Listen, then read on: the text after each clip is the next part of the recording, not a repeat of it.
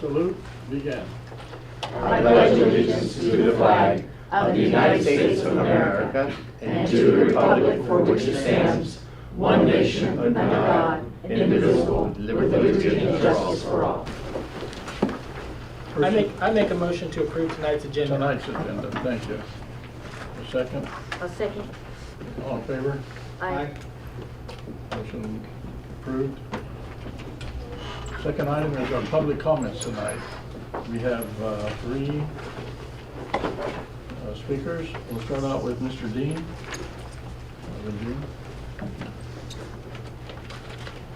Good evening. Are our microphones working? It doesn't sound like they're working too well tonight. Oh, yeah. Thank you. First of all, I want to say good evening, everyone. The last time I was here, I think Commissioner Elliott asked that we try to facilitate a meeting with High Speed Rail to deal with this specific situation. And I told you we were doing an event last year, and it did go off well. Jeff came, and I'm very glad to see Diane is here tonight to deal with your concerns. And I know Diane, I know she's going to do a great job for you guys. But I'm here tonight about something else. First of all, I'm here to pass out some flyers here. The conference we're doing, a transportation conference we're doing in March, not March, but May 13th is the main event, and May 12th. And we'd like to extend an invitation for you all to be part of that. We're going to be looking at transportation projects, what GIT's doing, what Caltrans doing, what the TRIP program's doing, with High Speed Rail. And our number one concern, and I should say I'm representing a new organization. It's called the San Joaquin Valley High Speed Rail Association. And the founding member is our group called the Current Minority Contractors Association. And our concern is $6 billion is going to be spent in this valley. Irrespective of what we think about High Speed Rail, we want to see local people getting the contracts and the jobs. And then we also partner with High Speed Rail to talk about some of the infrastructure projects, overcrossing, bridges and all that things to help pay for some of these things. Like some of these other cities are getting those kind of deals with the High Speed Rail. And maybe that might be something you want to explore with Diane later. But we're saying, listen, I know a lot of people are opposed to High Speed Rail, but it's going to happen. The train's already left the station. Let's get the best deal we can for our people in our community. And that's my number one concern, is because we're only going to have one shot at it. So again, thank you for allowing me to have a couple of minutes. And I know Jim for a long time. You got a good chairman there with Jim. Thank you. This is an event that we want you to be a part of. So thank you for allowing me a few minutes. Marvin. I heartily endorse Marvin and his organization's events. They are very productive and very informative for the community. So I recommend anyone who is interested to attend. All right, Mr. Mike Harless. Yeah. Can we get the microphone, please?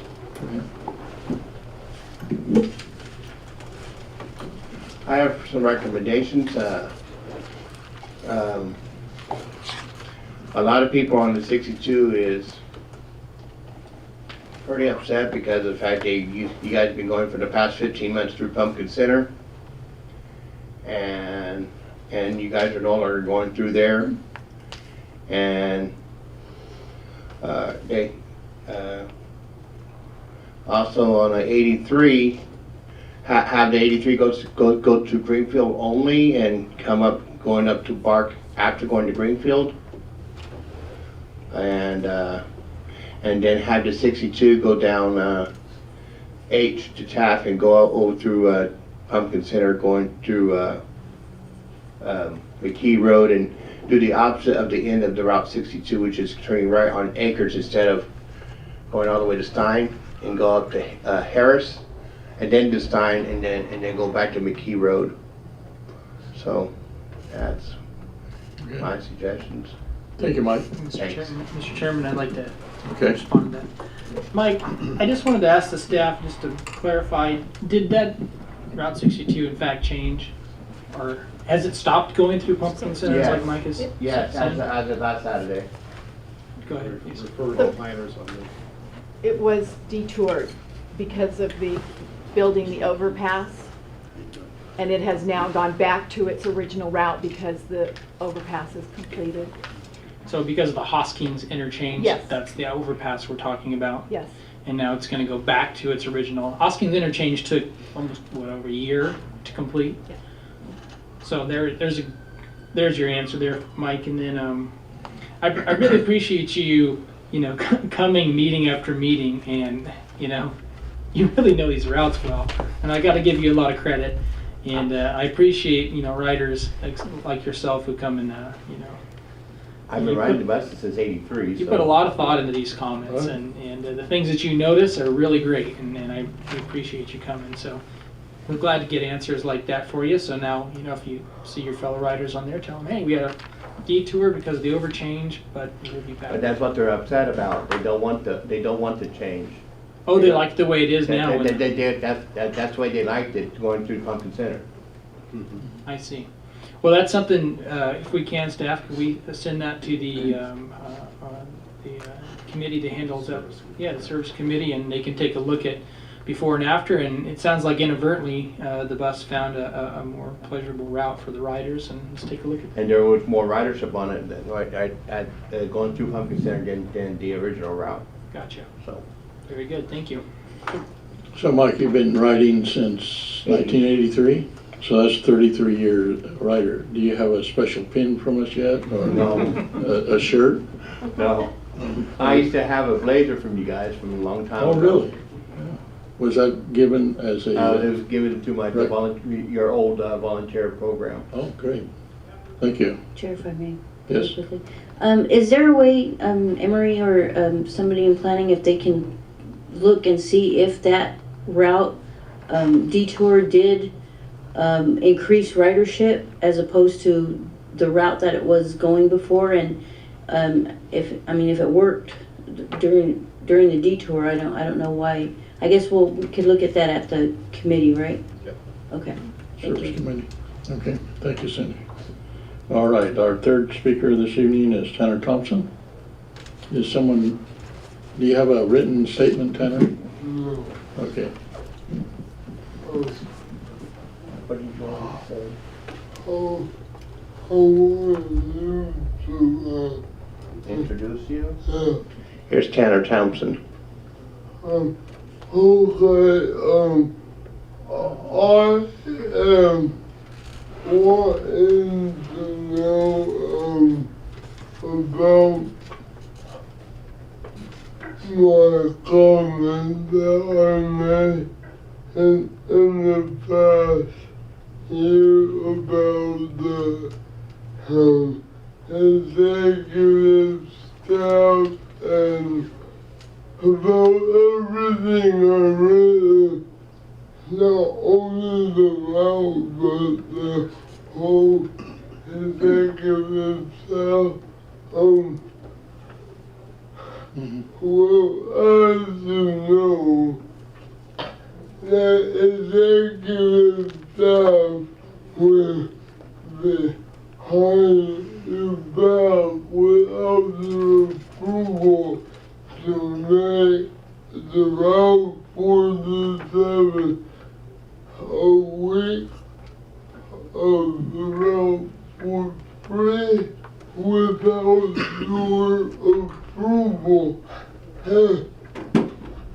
What I am concerned is that the executive staff is doing whatever they want without the board's approval. And if I was a board member, I would want to approve or talk about it before the staff does anything. But then going ahead and doing it without your approval, and now people are talking about the Route 47 being been evacuated from every route, meaning that they will no longer be Route 47. I want to make it clear that that is not ethical to go behind their back and do whatever they want without your approval. And all I want is feedback from the board about my comment for the past Okay. year. Yes. Thank you. Thank you, Tanner. I should mention that our CEO is not here this evening. She's attending meetings in Washington, D.C. Steve, our deputy CEO, is sitting in for us. I did talk with Karen, however, this morning, and she advised me that your request from the last meeting and this evening is being worked on diligently. You will be receiving responses of all your service concerns and requests from this past year in the very near future. So thank you very much, Tanner. Okay. Okay. Speaking of board members, I'd like to point out that our newly appointed board member, Greg Bielli, is here this evening. He's in the audience this evening. Welcome, Greg. He is not quote-unquote legal yet. He needs to go through the process, but we welcome you and look forward to your participation. Thank you, Jim. Appreciate it. I'll mention that Greg is the CEO of Cajon Ranch. So we look forward very, very much to your participation and support for the organization. We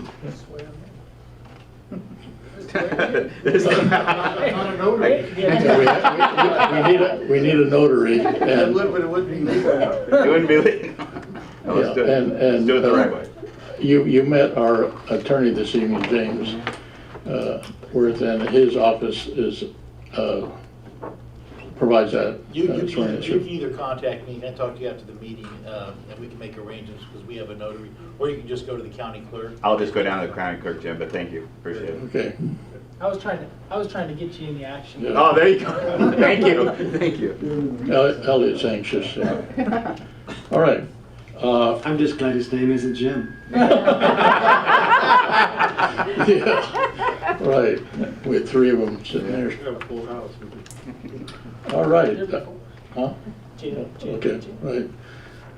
We are honored this evening to have Diana Gomez here with us to give us a presentation about the high-speed rail activities. I believe the focus is the recent draft report, and thank you for coming this evening, Diana.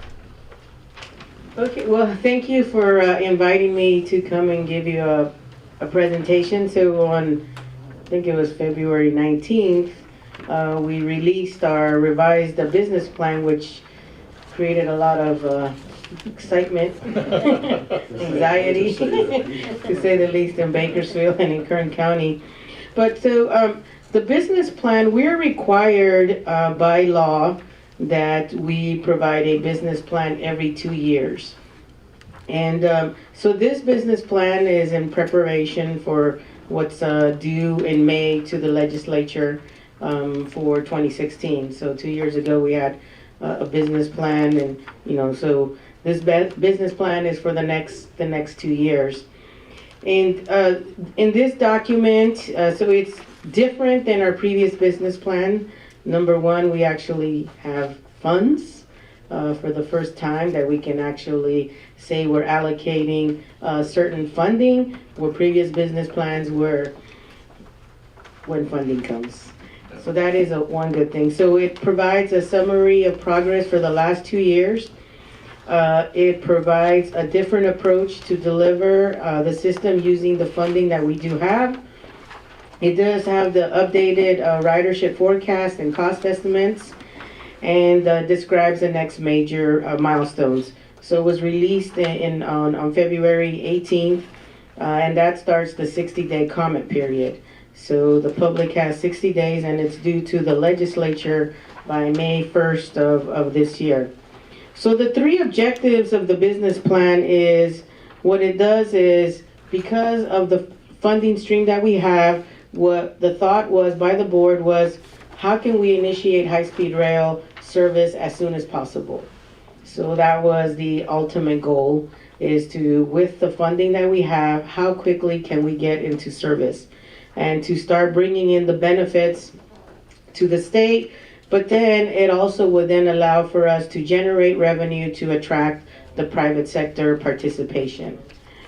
It makes more strategic and concurrent investments, so we are still continuing to invest throughout the entire state, the South, in the Central Valley, and up in the North. We have key investments that connect the state, the regional, and local rail systems, and it's really concurrent investments to tie the systems over time together. And the big thing, though, was it provides that immediate mobility, environmental, economic, and community benefits.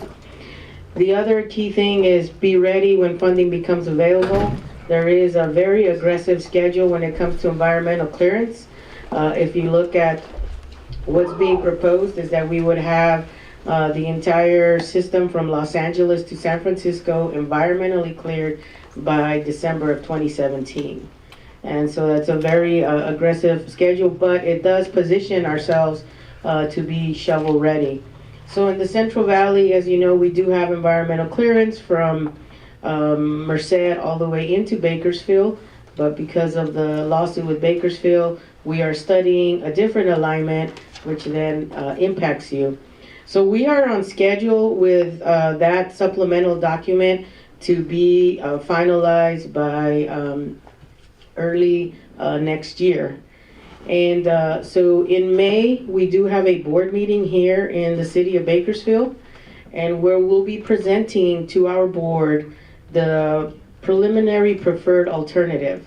So it would, we have the hybrid, which is already approved, and then the other alternative, which we are calling the BFSSA, that we're studying as well. So on May, our board meeting will be here in the city of Bakersfield. We're providing the public an opportunity to come and provide their comments on what we will be presenting as a preliminary preferred. At that time, once the board approves the preliminary preferred, this gives us then the ability to get out and prepare the draft environmental document, which would then be circulated to the public for comment in July. So that is where we're at in terms of the existing environmental document. Some of the other key highlights on the business plan, it does show a capital cost reduction from 67 to 64. It does still have, phase one completing in 2029. But it does then outline the Silicon Valley to the Central Valley line would become operational 2025. And we have, that is fully funded.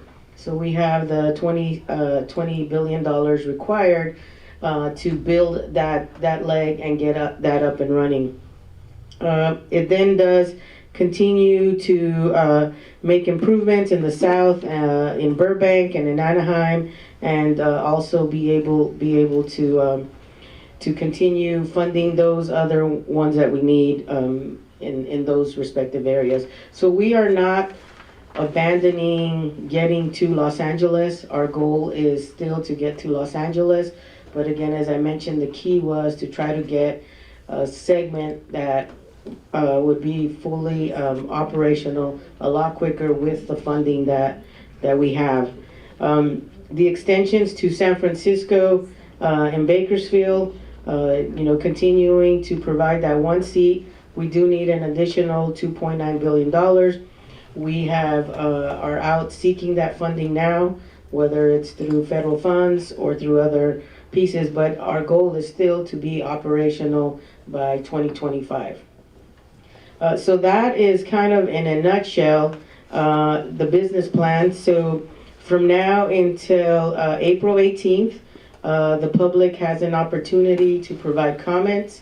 We will have also 2 board meetings, additional board meetings that you can provide comments. They're going to be in Sacramento and then up in San Jose and then in Anaheim are the 3 board meetings. For March 8th, that board meeting already passed, but we have April 12th in Anaheim, and then there'll be one in San Jose as well, I believe, a couple of weeks later.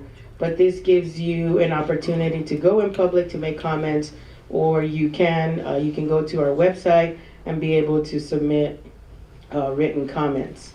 We have been working with the city of Bakersfield to address some of their concerns, and then they'll be providing comments as well. So I'll turn that over. Okay, so the one thing I did want to mention is, so you're probably wondering, so once we have environmental clearance, so we do have the funding to acquire the right-of-way. So we will, as soon as we have environmental clearance, which will be roughly in the winter of 2017, to be able to start acquiring the right-of-way from Poplar towards Bakersfield, where the supplemental covers, where it ends roughly just on near Sumner. And so it is our intentions to start the right-of-way process. We do, at our last board meeting, the board approved for additional right-of-way consultants, and primarily to focus on the right-of-way to Bakersfield and then the right-of-way up to the north. And so we've started that process, and that process is going to take about between 4 to 5 months. And then we'll have those teams on board ready to go when we have environmental clearance. They will start acquiring the right-of-way into Bakersfield. So we are still committed. We do have the funding. That funding is still in the business plan to be able to acquire that right-of-way. So with that, I'll open it up to questions if anyone has questions. Thank you, Diana. First question, the new direction heading north, does that redesignate your iOS, your initial operating segment? Does that become the iOS? That's what becomes the initial operating segment. We're not calling it the initial operating segment, but we're just. So it's the system that would get up and running. So one of the things they looked at, okay, if we build out, Bakersfield to Fresno, and we're able to get that ridership, then we would start running. If we can, Fresno to Gilroy. So they looked at all of these possibilities based on the funding that we already had.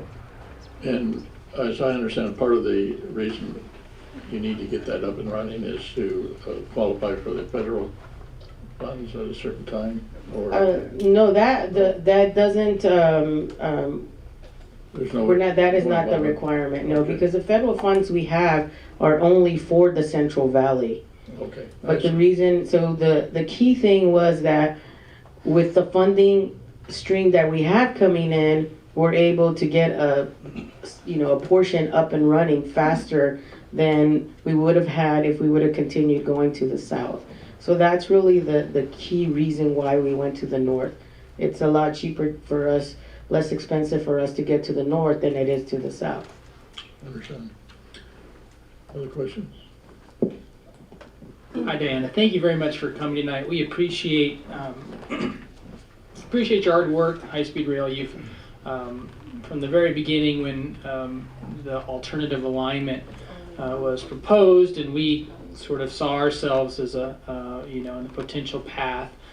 You've been very available. Our CEO has been giving us weekly or bi-monthly updates on conversations with you and other folks from the High Speed Rail, and I'd just like to thank you for working with us. Obviously, this location is near and dear to our heart, and before we heard about the alternative alignment, we had planned on really staking ourselves here for quite a long time. We had, you're probably aware, we have a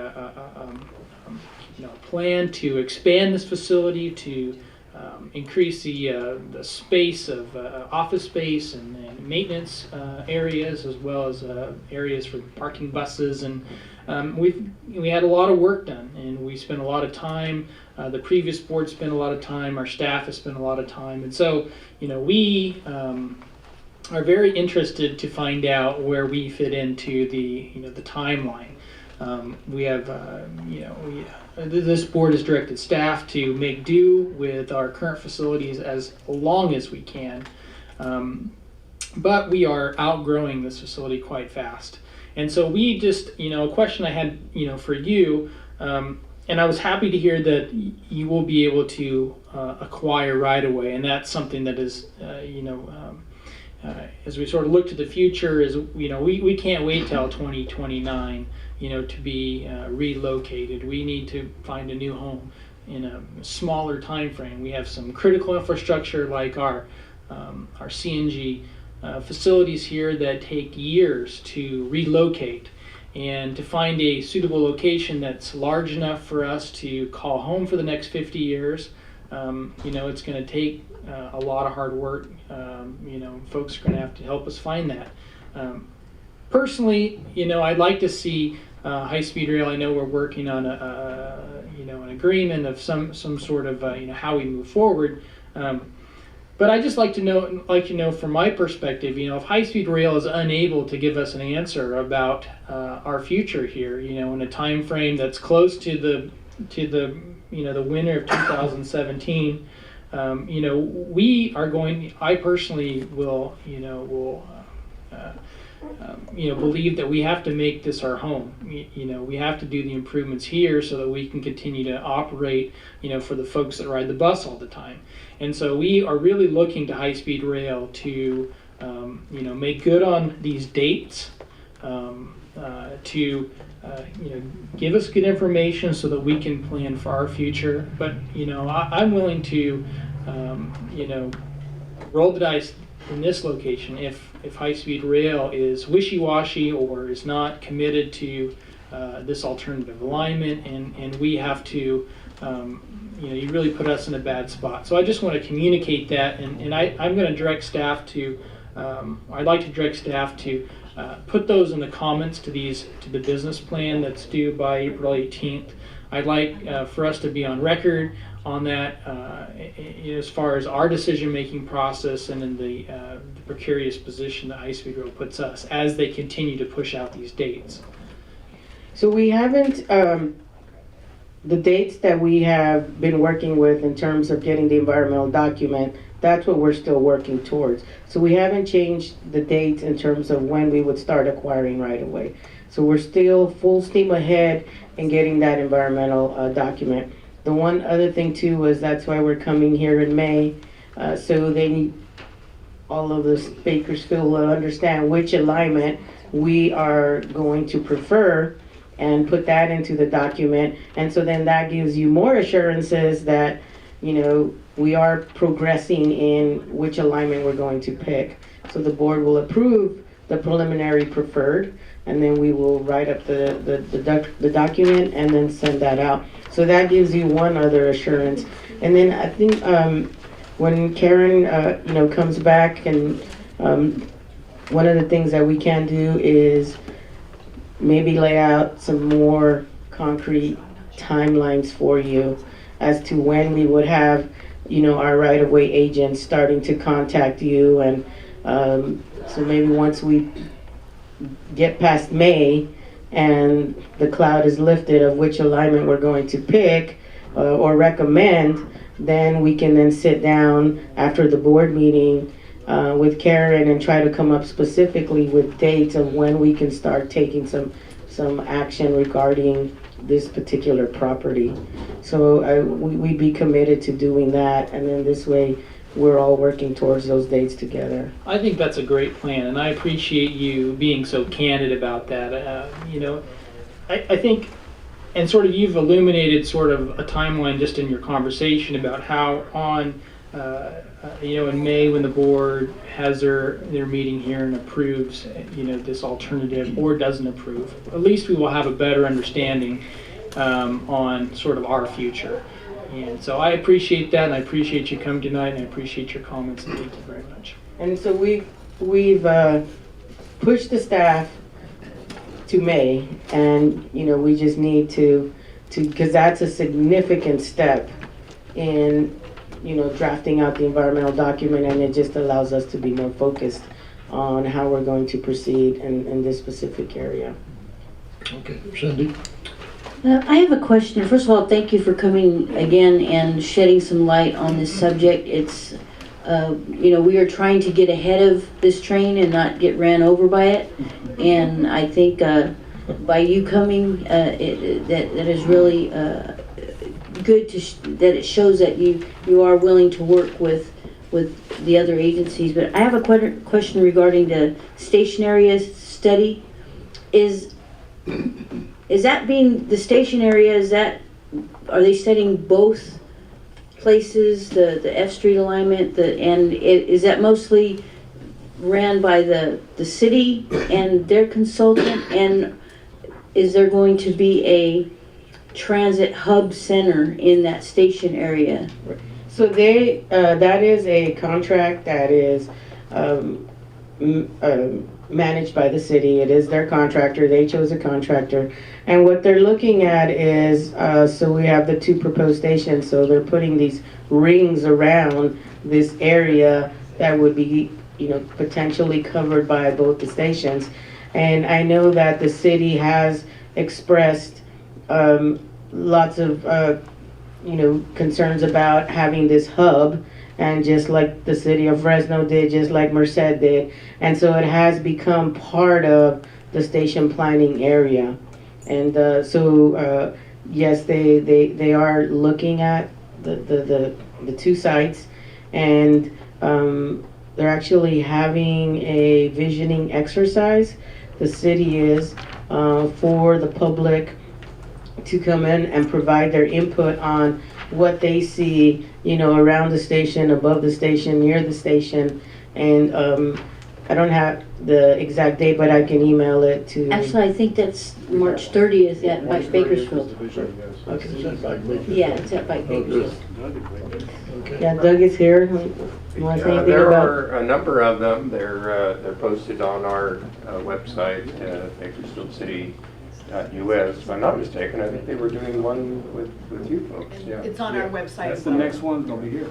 It's March 30th. March 30th, I think, yeah. Okay. Well, thank you, Doug. Doug Isaacson from the city. I'm sorry. McIsaac. McIsaac, I'm sorry. I always get that. Thank you for being here tonight, Doug. And just maybe to weigh in on Are we what picking you up your were voice? talking about. Okay. The High-Speed Rail Authority will be responsible for designing the station and the ancillary facilities.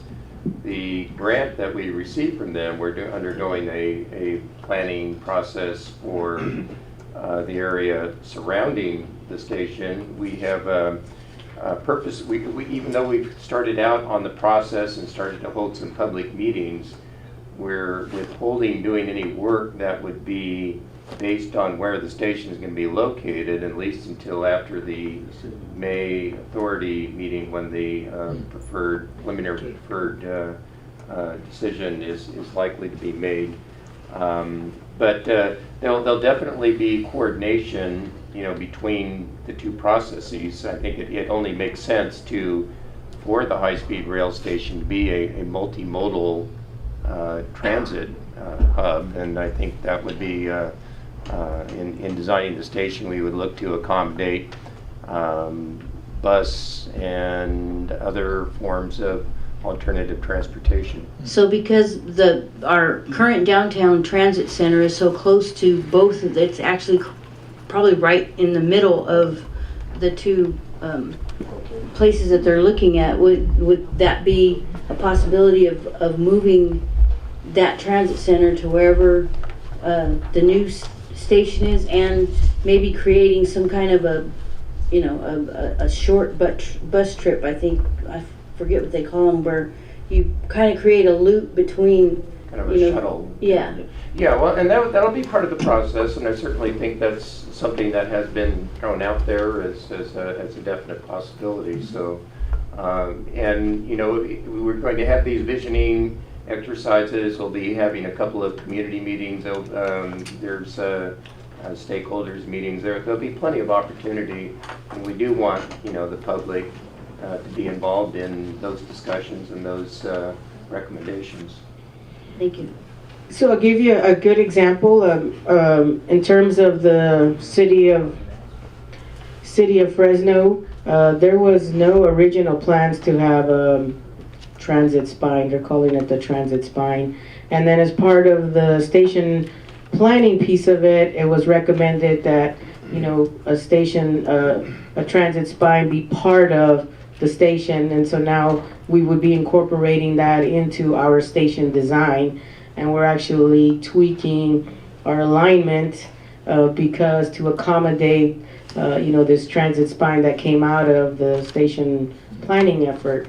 And we do plan to have a contract that will be let out specifically for designing all the stations in the Central Valley, and that would be later this year, and those respective cities would participate in that effort as well. To the board? Yes. Just a quick question. Is the supplemental environmental impact report affected by this kind of planning? In other words, because we're expanding the area to accommodate high-speed rail, is this now part of that process? Right, and so as this process ramps up, we'd be drafting the environmental document. As things are coming out of the station planning, we would be incorporating some of those features that has come out of the station planning. So we would still have that opportunity to be able to include, you know, if there's some road connection, you know, just like I mentioned what happened in the city of Fresno, we're making some of those changes as part of a contract change order. So we're hoping as this process ramps up, we can, we'll still have that opportunity to include some of that in the environmental document. Yeah, because what I'm hearing is that by creating a range and maybe a circulator or something like that, it's causing more as opposed to less impact. If you can see what I'm saying, so that's my only concern. And how does that affect the EIR? Jim? You mentioned the board meeting in May several times, but time, date, and place was not mentioned. So it is at City Hall, and it is the second Tuesday, and they usually start at 9 in the morning. So it would be May 10th. And it would be at City Hall. Obviously, nobody has a crystal ball. So after this monumental event here, what would be the next monumental event? So the next monumental event is the release of the draft document. And then after the release of the draft document, it gets circulated, receive comments, and then moving into preparing the final document. And then that next major milestone is bringing the final document for approval to the board. And so those are kind of the major milestones of us getting a revised environmental document. And what do you think the timing is on that? So we would be May of the board meeting. We'd be looking at July to release the draft document. Then we would be looking at the January, February timeframe to get that approved by the board. And that has to be after whatever environmental things you're doing, et cetera, et cetera. Correct. So finishing the studies, putting the document together, doing the analysis, working with our federal partner and getting the document approved and getting it, the final document circulated, and then getting the board to approve it. And where are the board meetings held typically? Typically, they're held in Sacramento. That's where they're usually held. And in this case, because we're affecting Bakersfield, we've asked the board meeting to move to Bakersfield. And is anybody from Kern County on that board? No, we only have, the Central Valley has one representative, and his name is Tom Richards, and he lives in the city of Fresno. All right, thank you for coming tonight. There is one opening on the board, is that true? I Yeah, believe so. two new appointees. 2 new appointees. And then there's one opening. Perhaps we'll get a Kern County rep in there. I know there's been a lot of discussion. 2 quick questions, Diana. Your responsibility has been, as I understand it, the Central Valley, basically. With this new direction, you're still covering that area? I am, yeah, my area is from Merced to Bakersfield. Okay, and then who's responsible for up to San Jose? There is another regional director, and his name is Ben Traposis. Has he been in that assignment? Yes, he started the same day I started. Okay. And so there's 3 regional directors, and Michelle Boehm is for the southern portion, and Ben has been for the northern portion. Final question, what is the status of the MOU between GET and High Speed Rail? So I believe it's with Karen. Well, here's what, so we sent it to Karen, and then the attorneys reviewed it, had a lot of comments, and then we gave it back to our attorneys, and then they gave us comments, and so we're waiting for Karen to come back, and then we're gonna sit with her and go through the document and address the attorneys on both sides' comments, so we can get to a final document. Is that your understanding of the status? Where it's in our court, the ball's in our court right now? No, it's in our court. So we just got, we just received our attorney's your comments. attorneys, Yes. okay. And then, so the next step was to get back with Karen and go over the comments from your attorneys that we couldn't change due to whatever reasons. And then, so you can then hear what our attorney's comments were. And so hopefully we can sit and just get this taken care of. Mr. Chairman, I'd just like to make for those in the audience who may not be familiar with the process or GET has tried to be in front of this issue from the very beginning. We've taken a very hands-on approach, and our staff is working what's called an MOU or a memorandum of understanding.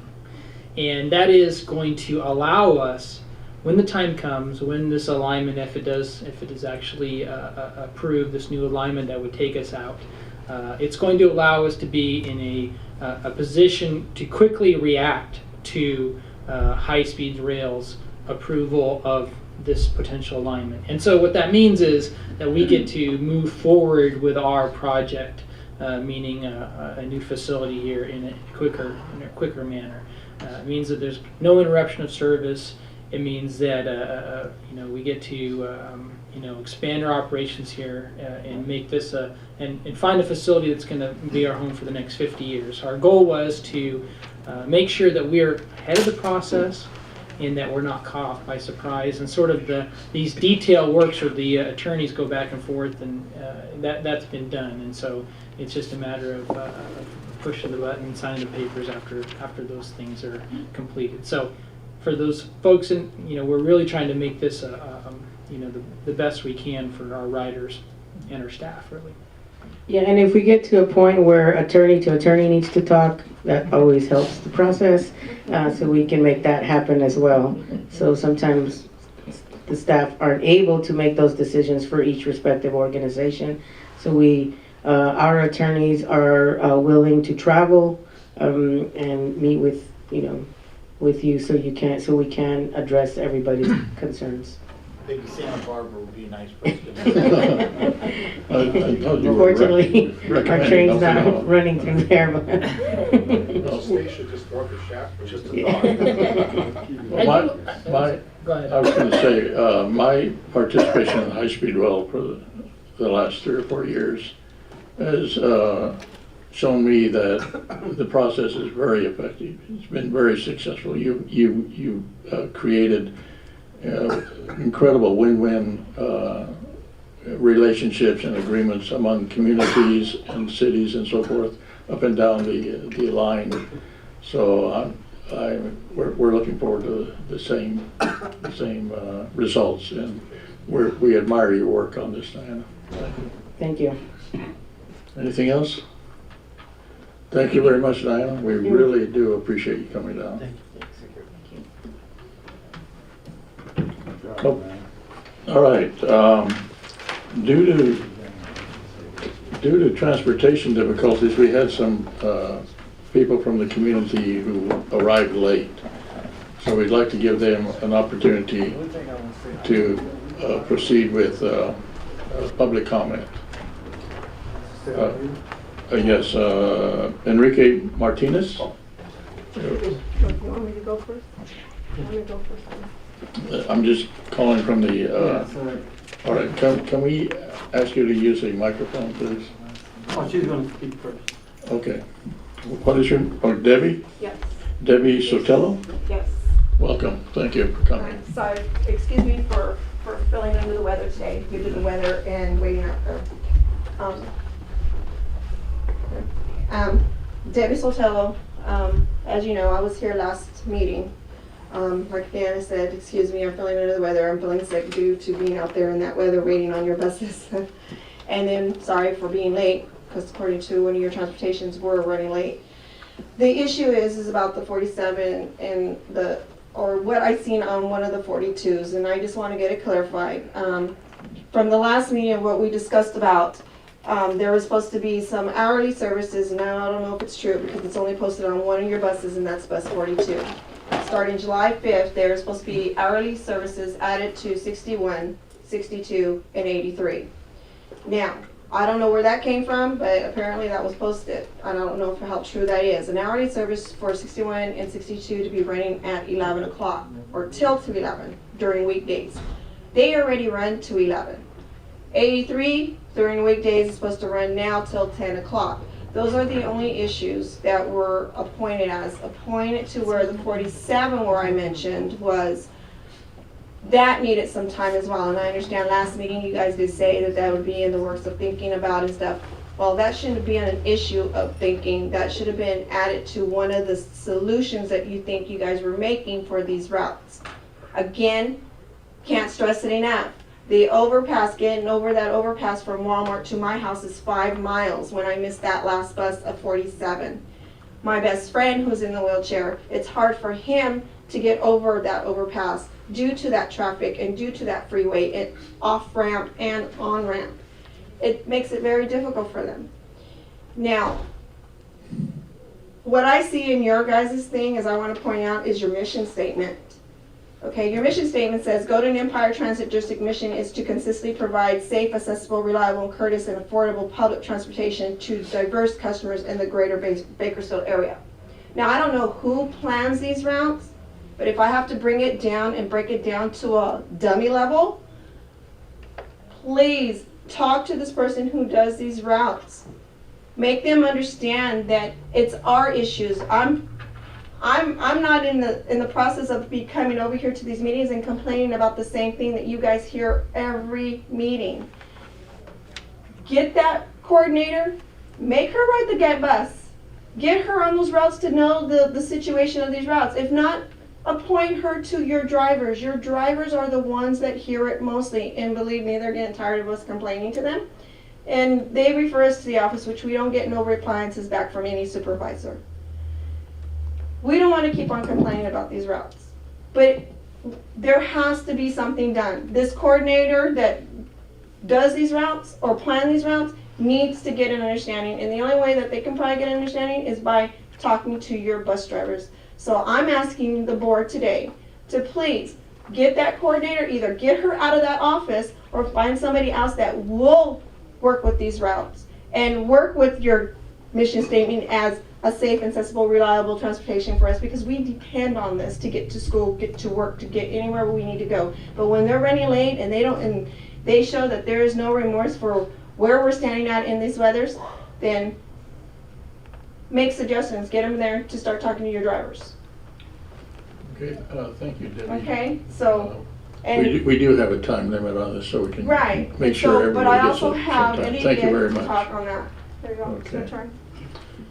Okay, Ron Is it wrong? No, I'm sorry. Enrique, please go ahead. Yes, I'm putting that, what Debbie was saying too, there are some times that when I'm going to the bus stops, sometimes I usually weigh them down, so, and I have a real bad shoulder and everything, cause for going to the buses. You know, sometimes the lifters are too high for me, and I kind of like ripped a rotator on my shoulder for doing that. And there's some times it's just too high to get off the bus. And I want to know if there's either way so y'all can level it out so it'll make it a lot easier, because there's sometimes I almost fell backwards. Like there's some stuff that they're too far for me, like the 22 from 3rd Street all the way to California. I thought this should be one right there between 6th and 7th Street to make it easier for me not to push too far with the problems that I'm getting with on this chair. Even when I'm in the wheelchair, they don't really tie me real good down. There's some times I almost fell off of it because they need to be tied down in the right positions. And most of the time they put them in the wrong positions, and that's how some of my chairs are broken, according to your workers that don't know where to put them at. And I would like somebody to do something about that though, because I go to school, I go to work. There's some times that I couldn't even go to work in school because of the problems of the chair that is broken. So we need to figure a little bit about that. Okay. Thank you very much, Enrique. I would like to ask Enrique a question. Okay. Enrique, you bring up a point about tying down your wheelchair. Yes. And if you could do us a favor, when this happens, you can write down time, date, which bus you're on. We'll look into it. You know, one of the things that we have in each one of our buses is a camera. There's a bunch of cameras inside the buses.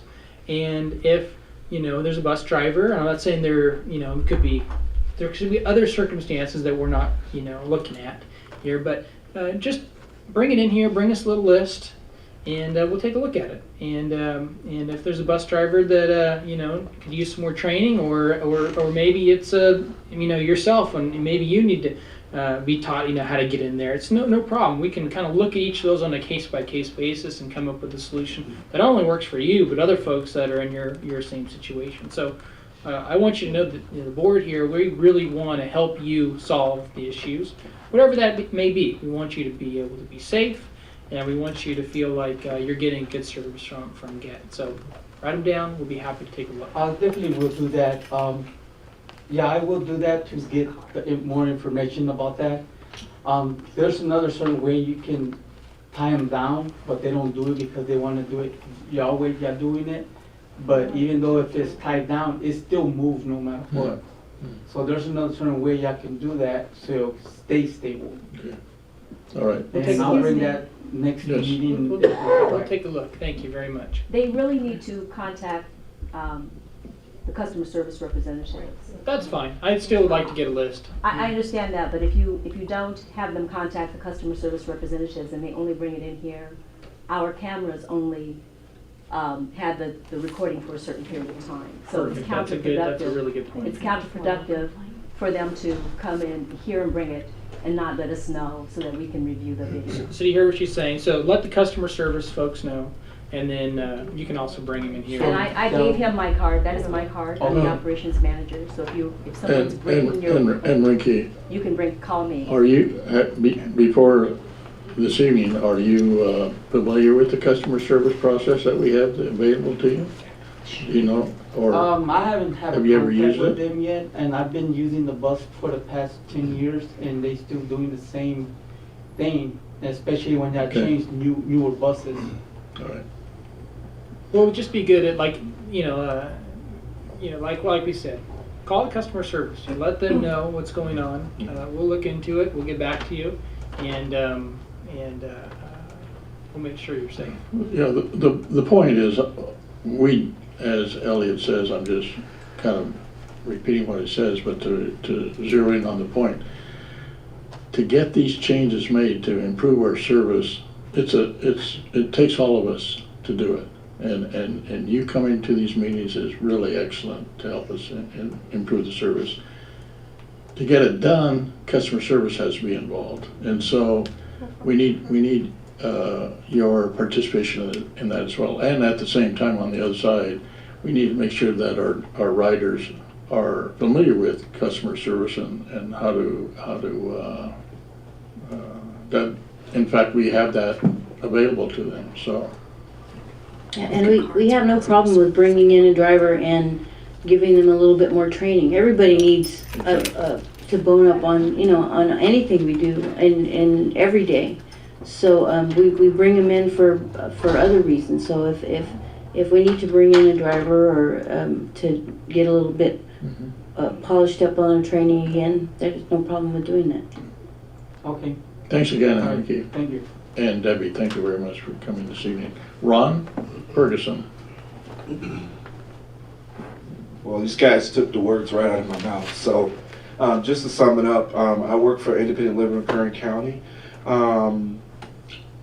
Simple fact of just listening to the consumers or the clients and the drivers over the past, I've been doing this position for a little bit over a month, okay? So I'm new to it. But the fact of listening to people complain just about simple things that certain people can take for granted. Like, for an example, a lot of people that are disabled complain about walking from their house to the bus stop. And it's crazy. When I wear the badge, they come out like roaches. They just flock everywhere. And they have thousands of questions like, what do we do? What do we do? How should we do this? And what's going on with this? The simple fact is, no one should have to walk, especially someone that's disabled, in a wheelchair, someone that can barely walk a mile and a half just to get to the bus. It's 2016, this is just, I don't know. It frustrates me that I have to listen to these complaints. Something has to be done. Enough is enough. And that's all I have to say. Thank you. Thanks very much, Ron. Were you here last month? I think I met you. Yep. Well, thank you very much for your participation. Yep. You're welcome. Okay. That covers the remaining public comments. Thanks, everyone.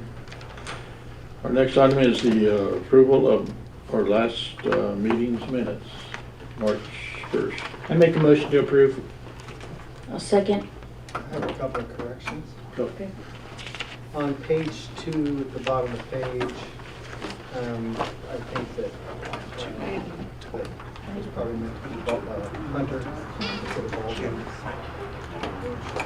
Obviously shears, scissors. Like the, Yes.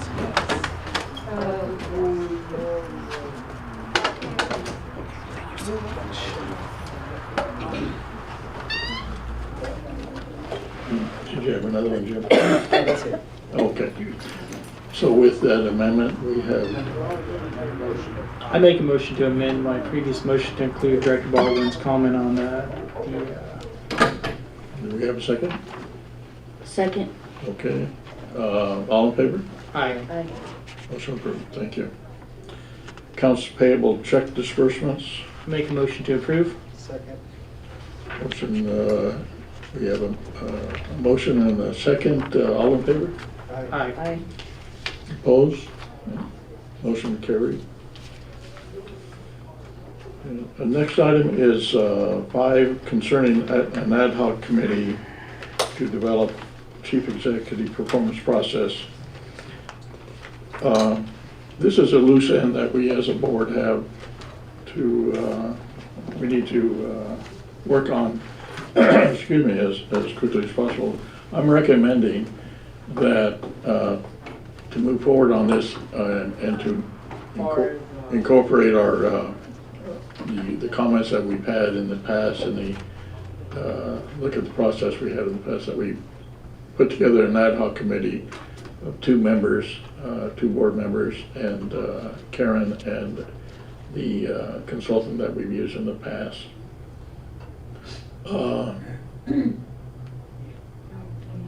Sorry? PAS? Yeah. Yeah. Do you have anything to add to that, Steve? No, at this point in time, there was a consideration of creating an ad hoc committee begin the process. So we can bring in the person who provided the Right. facilitation of the goals and objectives, Well, or selecting the person. well, yeah, we were, in conversation with Karen, we're planning to bring in the person, and this is a low-cost item, the person who helped us in the past in this process. Excuse me. The key points that we're looking at are ensuring that we apply weighting factors to the various components rather than all components being weighted in the same fashion, along with establishing metrics and integrating the goals of both our CEO and the organization, as well as the board's goals, and integrating it all into a single process and setting the performance cycle accordingly. Yeah, that's what I have very few notes about it. I'm pretty sure Karen was engaged in that conversation previously. Again, at this point in time, it would be just a matter of selecting people interested to do the committee, and then thereafter evaluate the persons you'd like to have on this, Mr. Winters specifically, to create those tools for evaluation purposes. Well, again, we're looking at probably a different person to do that rather than Mr. Winters. All right. Nevertheless, we can make that decision as an ad hoc committee. Yes. If I may I make a recommendation? You're the chairman, yes, you may. Okay.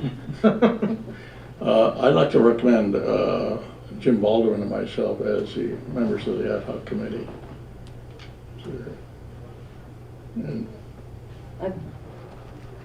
Yeah, I think that's a good, if Mr. Baldwin is so inclined to accept that recommendation. you know, the reason for the recommendation is, Jim, your contribution during that performance evaluation process in the past was really put it together, really solidified and turned it into a very productive event, and I think we can capitalize on that with your help. Okay. Elliot? I'm in agreement with you. Okay.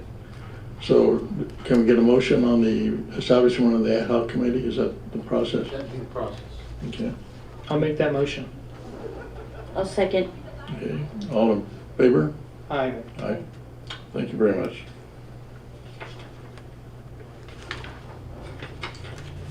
Okay, item 7, unmet transit needs, Mr. Woods. Thank you, Mr. Chairman. On March the 1st this year, we held a public hearing to receive testimony as part of the process for establishing a TVA claim on unmet transit needs. In that meeting, we collected 4 public comments that were made. Staff has done a general review of those comments, and in conclusion realized that there really aren't any unmet transit needs that exist within Bakersfield at this time.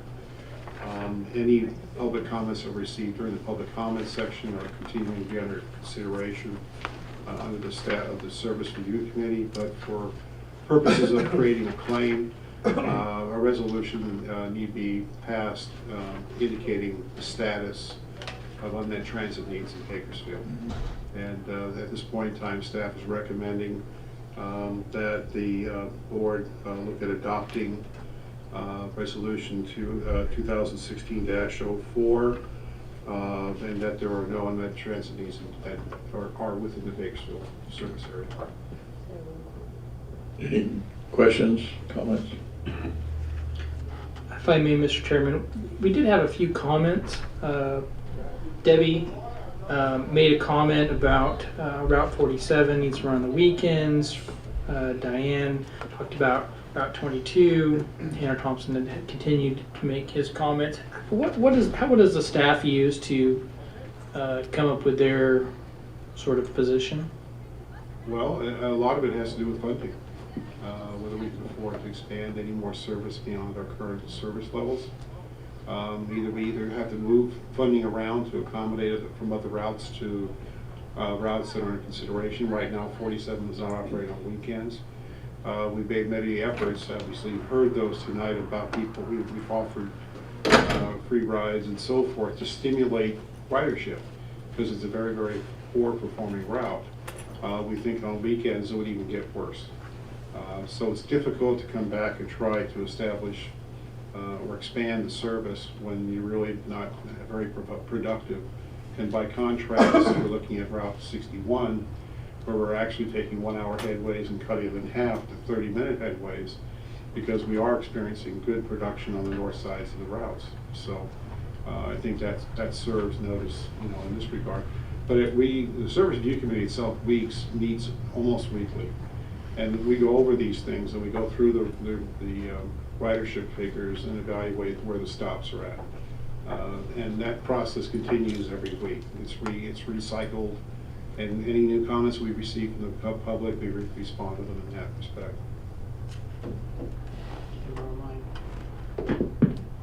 Is it staff's opinion that the people that come in here week after week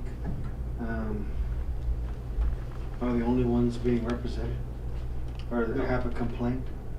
No, but we have complaints coming in all the time from our regular customer service process. We look at what they're complaining about and evaluate whether it's an unmet need or whether there's substance to their claims, and we respond back to them. I'm not sure if I answered your question or not. Well, I mean, if we have unmet needs in the community, and the purpose of the public comment that we had in the beginning of the month is if the purpose of that meeting is to define or to give people opportunity to speak, and they come and they speak, and then we decide that there are no unmet needs, but however, maybe there might be an unmet need, but we can't afford it. That's not what this says. But during the evaluation process is what we're dealing with, and the limitations we have on our funding. The point here with public transit, people coming to comment is that are we servicing or creating meeting their needs? We can't do I saw you back there. Yeah, but it's Stephen that we can't hear. We're not saying that none, we're asking for public comment and asking whether there's anybody who's not being served by the service right now.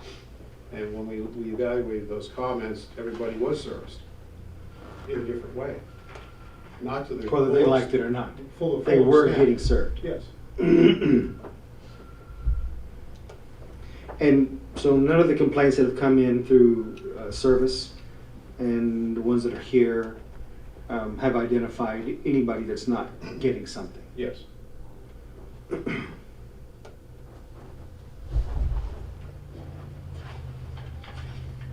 They may be concerned about where the bus stop locations are at. They may be concerned about timing of things, frequency of service, but they are getting service.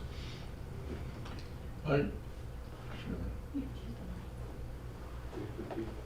recall I think we went through this, we go through this once a year? Yes, we do. I recall the process we went through last time, and it was a bit confusing to me until I dug into and read the legislation behind it, and my understanding is, I mean, all organizations, all services are subject to change and fluctuation and varying demand.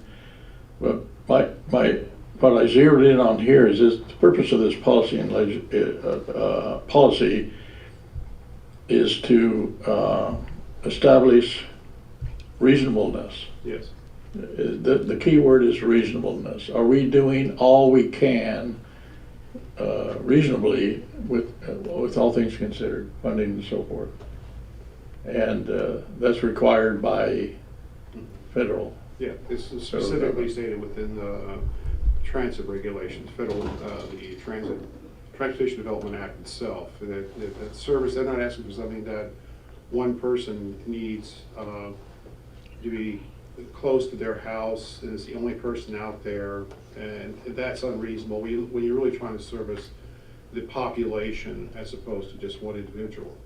Yeah, and if I can add to that, to me, like any service, the test for reasonableness, the purpose of that is to set a baseline from which to operate and from which to make changes and so forth. But every year to establish that baseline to ensure that we're doing all we can possibly. We have not a baseline, but a reasonableness to what's being asked of us. Right, I use that term from a business angle, but nevertheless, yeah. So.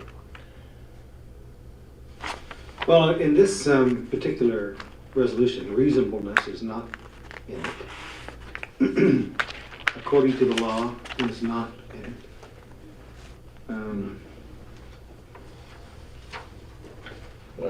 It was funds available I read and that last resources year. available is not in this document anywhere.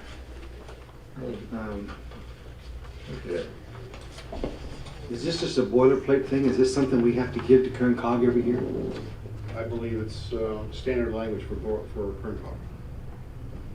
Well, yeah, the word reasonable is in fact in this first paragraph.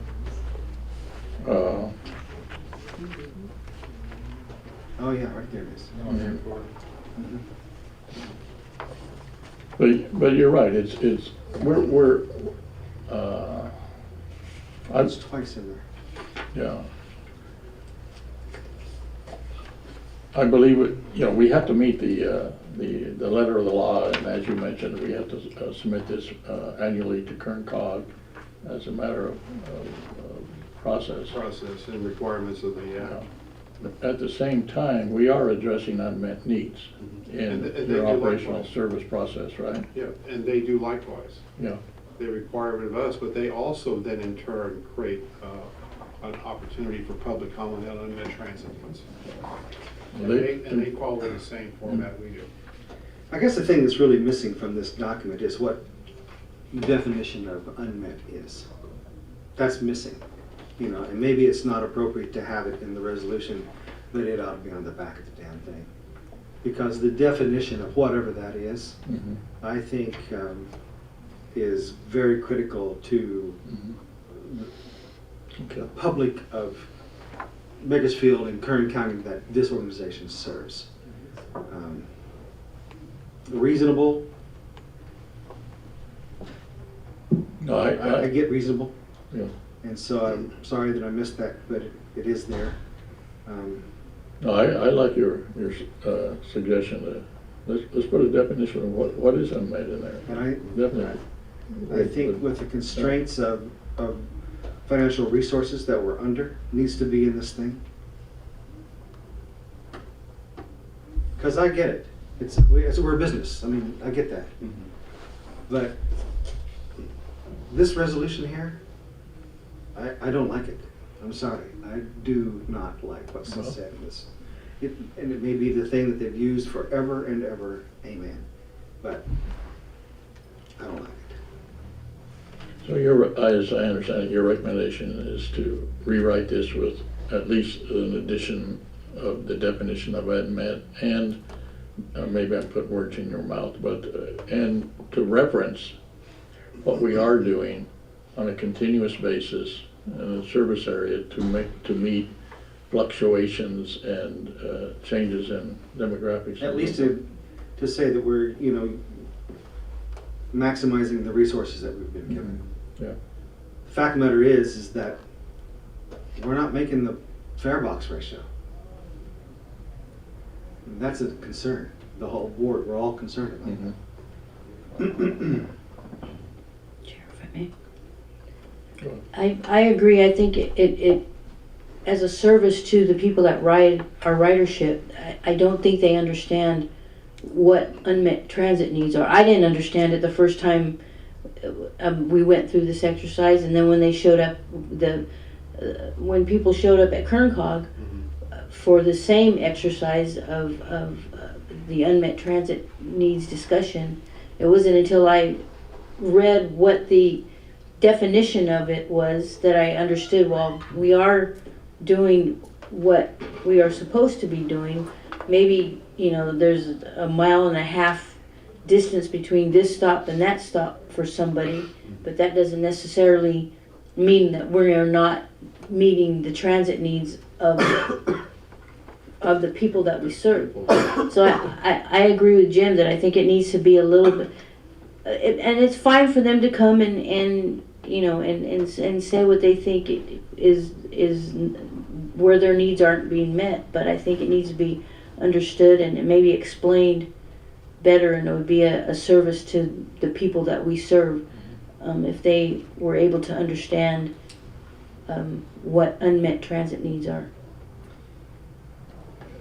I read this thing 3 times. I didn't like it the first time or the third. I think it is to one of the tenets of this board when we first came together was to understand that everything that we do that reaches the public face and eye needs to have as good a face on it as we can put it. We don't have unlimited resources. So I think that we need to rewrite this resolution that includes in there the constraints that we're under, and at some point, someplace puts it on the back or whatever, what the legal definition of unmet is. So that when people come in and they are explaining to us, you guys say there's no unmet, and we've been telling you there's unmet needs, we can at least point them to the regulation that we're having to live under. Even, I don't care who you are, you have some understanding that we have to live within our means. Can on that note, can we get access to this current quality information so we can possibly glean from that to rewrite this? I can extract it out of the. You can do that? Yeah. Okay. Verbatim. Is that a recommendation, Jim? Yes. Elliot? Is that your motion, Jim? I would just like to add a friendly addition to that. I'd like to see the final version before we vote on it. Is this something that we need to vote on tonight? It's part of our timing event. They'd rather have the claim in by the end of this month, but if you want to defer it, it's been deferred in the past. So just a friendly amendment to Jim's. I'd just like to see it before we vote on it finally, so I'd like to just add that to your. Well, it comes to us. It'll be- In the emails, right? Right. Can we get an advanced draft on it? Is that what you're asking? No, what I'm saying is, my understanding of your motion is that we want to approve this with this amendment, with this additional language. My thing is I'd just like to see the additional language before I vote yes or no on it. Absolutely. It wasn't my understanding. I thought you wanted it changed, you wanted us to look at That's it correct. before Okay. we vote on So it. That is my motion. I Yeah. misunderstood. Then I Okay. I'm So we have a motion. Go ahead. If we vote on this tonight, I'm voting no. Right. So, So if we defer this, come back with better language that gives a better face to the public that we serve and the community that we serve. okay. We have, And it's not required for what you just directed staff to do. You don't need a motion, but if you'd like a motion for the record, you can certainly do that. well, That is my motion. okay. We have a motion for a rewrite. I'll second it. Second. All in favor? Aye. Aye. Thank you, Jim. Okay, And Director Kirshman, I think what we could do is, when the resolution has been revised and we believe it's in a final draft, we could send it out to the board for them to review prior to the board meeting.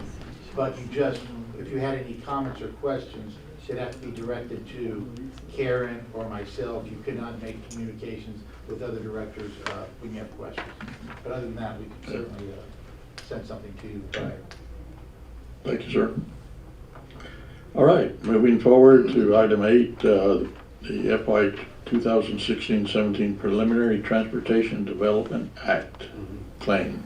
Mr. Woods. Thank you, Mr. Chair. Again, the staff has created an estimate of what they think they're going to need for budgetary reasons, as well as capital needs for the 2016-17 fiscal year. In addition to that, it was presented at the committee meeting for the Administrative and Finance Committee that the consideration should be given to fare increases in order to meet the minimum fare box recovery. This was discussed at length, as well as several other items of which all the minutes, or the minutes of that meeting, are attached later on in the report. But the end result was, at the time we made this report, we did not have information from COG as to what the exact estimates were going to be for TDA funding that they estimate for 2016-17. Having now got that information, I went back and amended the report, or actually amended the report I gave them to reflect those things. And also it is attached for your information. However, at this point in time, we're recommending, and actually I looked to the committee in their comments, but that staff was recommending at the time that we have basically $25,532,672 in operating and capital projects. What the estimate is $19,485,981, which means we need to withdraw from the surplus $6,051,694. When you say withdraw, you mean not accept? No, currently there is a capital capital fund reserve set aside, and we would draw on that fund. Okay, I thought, let's see, I thought you said the budget, the estimate is for 19 million. That's the estimate for revenue, TDA revenue. From COG? Yes. Okay, I see. It's not our estimate. No. Our estimate is 25? Right now, we just Or our budget. have a very rough preliminary budget that brings up about $25 million for capital and operating expenses. So we need 6 million from our reserve? Yes.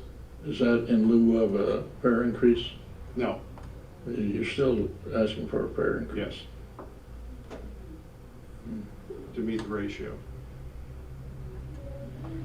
Also attached to your report, you'll find a table that depicts the current, prior, the current, and the future, or the proposed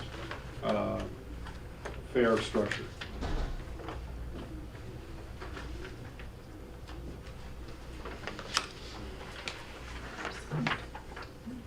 So let's see, we started the year out with a plan and based on an assumption on the CDA funds, and there's a shortfall in that. Yes. That's what this is all about. Yes.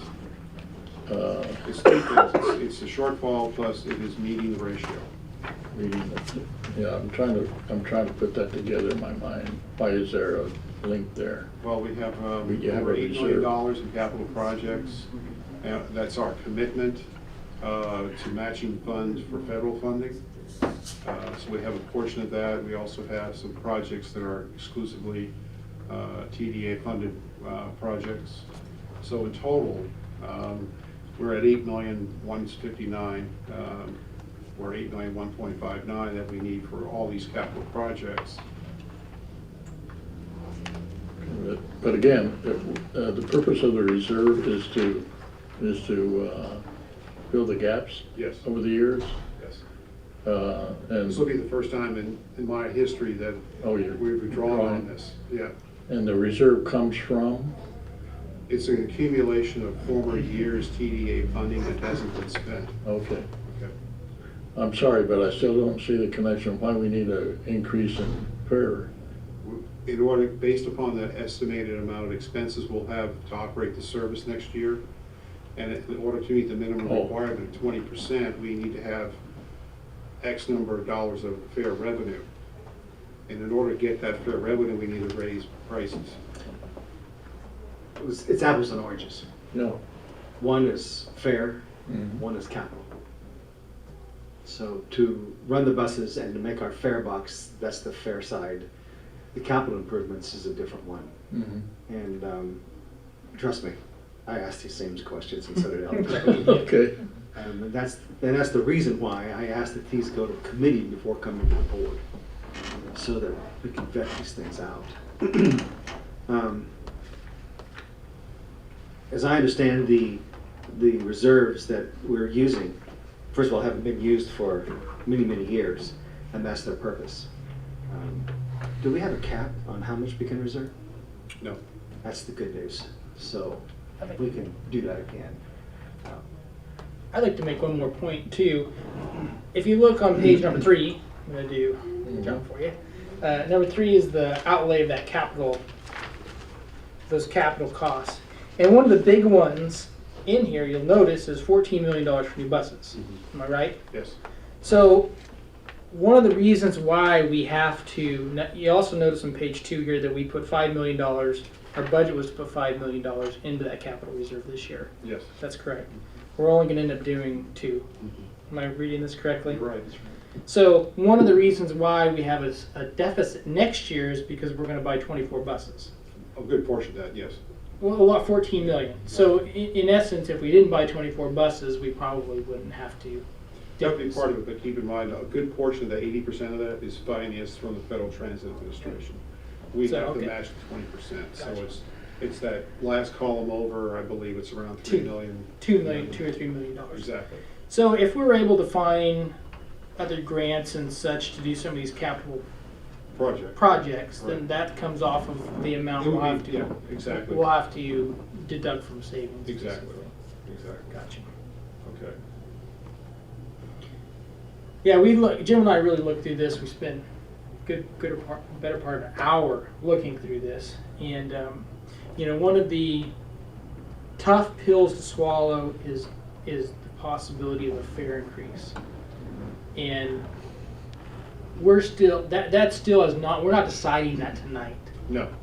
And we're not deciding budgets. We're not deciding correct. anything other than creating a preliminary plan, and it's preliminary to the yeah, and that's a really important distinction, and something that, you know, I was unsure of when we first started looking at this.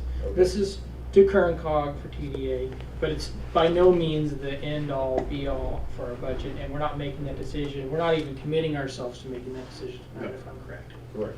Okay. So, But it is a thumbnail. It is a slight view in the future. These things, if all things are falling the way they are today, it's going to look a lot like this. Okay. Is there, this is all about TDA state level funding for capital projects, is that? Yes. Is there any impact or influence, possible influence from the recent change at the federal level for long-term funding, or do they, what's the participation at the federal level for capital projects? It's the federal government, FDA will only allow 80% to be funded. But there's another element within the subsections of federal transit that allows us even more funding. So this is the reason why we can go out and get the 24 buses, okay? But in anything we do with the Federal Transit Administration, they require a match. Okay, we have to match 20% or 12%, depending upon which pot of money we're getting. I wanted to make one more point that came out of our committee meeting, and that was something that we were working on. The state has changed the fare box recovery ratio language in the law. Yeah. And the items that are considered an expense has changed. And so we are working with state of California, I think it's what State Controller's Office to get a definite definition of what those are. So our requirements under this fare box recovery ratio may change. It's true. Yeah. And that would be having The trailer bill language hasn't been written, correct? I think it's trailer bill language hasn't been written. I don't know yet. That's why we don't know. That's why we don't know what the pieces are. Okay. But I think we can say with some confidence the net effect of that language would have a positive effect on. It could have. On this. It could have an effect, right? Yeah. Okay. Thank you. I recall we discussed this during our strategic planning workshop. Actually, that subject came up. It had just been recently published. So there's a positive note there. It didn't go as far as we wanted it to go, but it created some measure of relief, and it just needs to be defined. This is coming out of committee with recommendation for approval. Okay. Do we have a second, or do we have? I'll make the motion that we approve. I'll second it. Second. All in favor? Aye. Aye. I would like to make one more question. And that is the local transportation funding. That's tied to our tax revenue. Is that correct? Yes, sales tax. Sales tax. And so, you know, we all have to be cognizant of the economy, and that is a direct result. This year we had $20 million, or projected 17, but one of the reasons we got to spend $1 million investing into our local infrastructure, both in the county and the city, is because the local transportation funding was bigger than what we had thought. Am I saying that correctly? Yeah. And so, you know, we are all tied to the economy here, and we're going to have to come to grips with the fact that, you know, Lower the gas prices, you know, everything that inflates the economy has a direct sales effect, and therefore a sales tax. So that's one aspect. I hate to say it, I'm going to bring it up. Our folks down at Tejon build a nice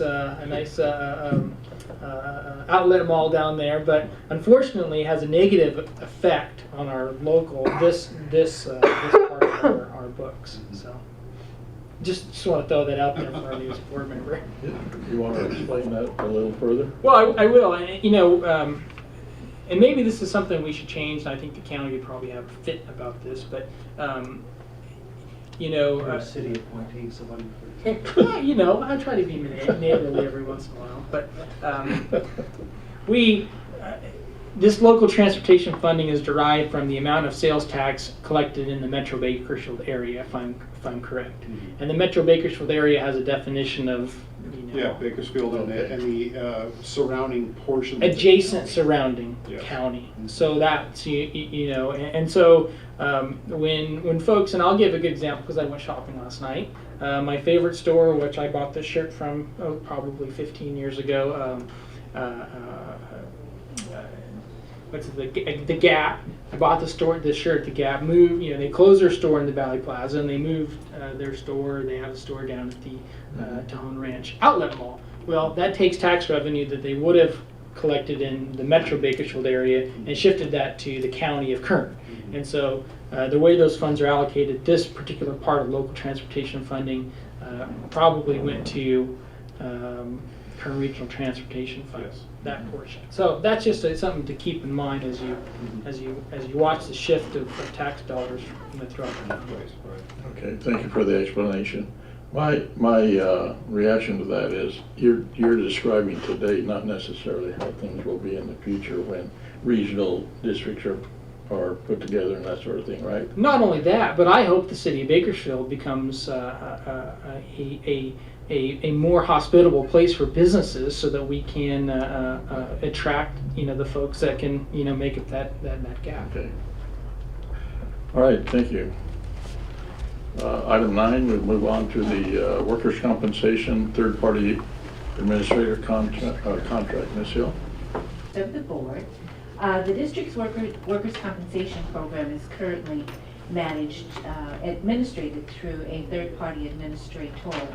The current TPA contract has expired, and it is incumbent upon the district to procure a third-party administrator to provide administrative services for GET's workers' compensation claims. Those services are to include full administration, medical managed care services, and loss prevention services. We began soliciting requests for proposals in December 2015. We posted the RFP in the Transit Talent Bulletin, in the Bakersfield, California, and also on our website. On our website, we received 24 views for the request for proposal. However, we only received 4 formal responses. The proposal is for a 3-year contract with 2 one-year options. We received those proposals from Risico Claims Managed, Total Managed Care, in the amount of $275,400, TriStar Insurance Group in the amount of $318,158, Intercare Holdings Insurance Services in the amount of $451,213, and from JT2 Integrated Resources for $544,000. A lengthy proposal evaluation was performed by staff, and a decision was made to conduct interviews for all of the candidates that submitted their proposals, so it was those 4 proposals. All 4 candidates were invited for interviews and product presentations on 2 days, both February 18th and 19th. The evaluation panel members decided that Risico Claims Management Total Managed Care was the most compliant with the specifications of the request and was the best suited for the district's needs. They were also the lowest cost proposer. The information was presented to the Finance and Administrative Committee on March 3rd, and the committee members concurred with the staff recommendation and authorized staff to present the procurement to the board for consideration with the recommendation that Risico Claims Management Total Managed Care be awarded a contract. The physical impact of this contract is budgeted in the fiscal year budget for 2015-2016. Our next step would be, if the board agrees to award the contract, the district will enter into a contract starting on April 1st, 2016. The presentation to the committee was much more detailed than tonight's presentation, obviously.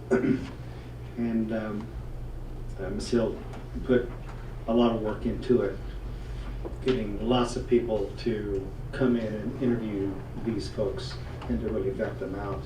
And if I remember correctly, this is the company we have been using. Yes.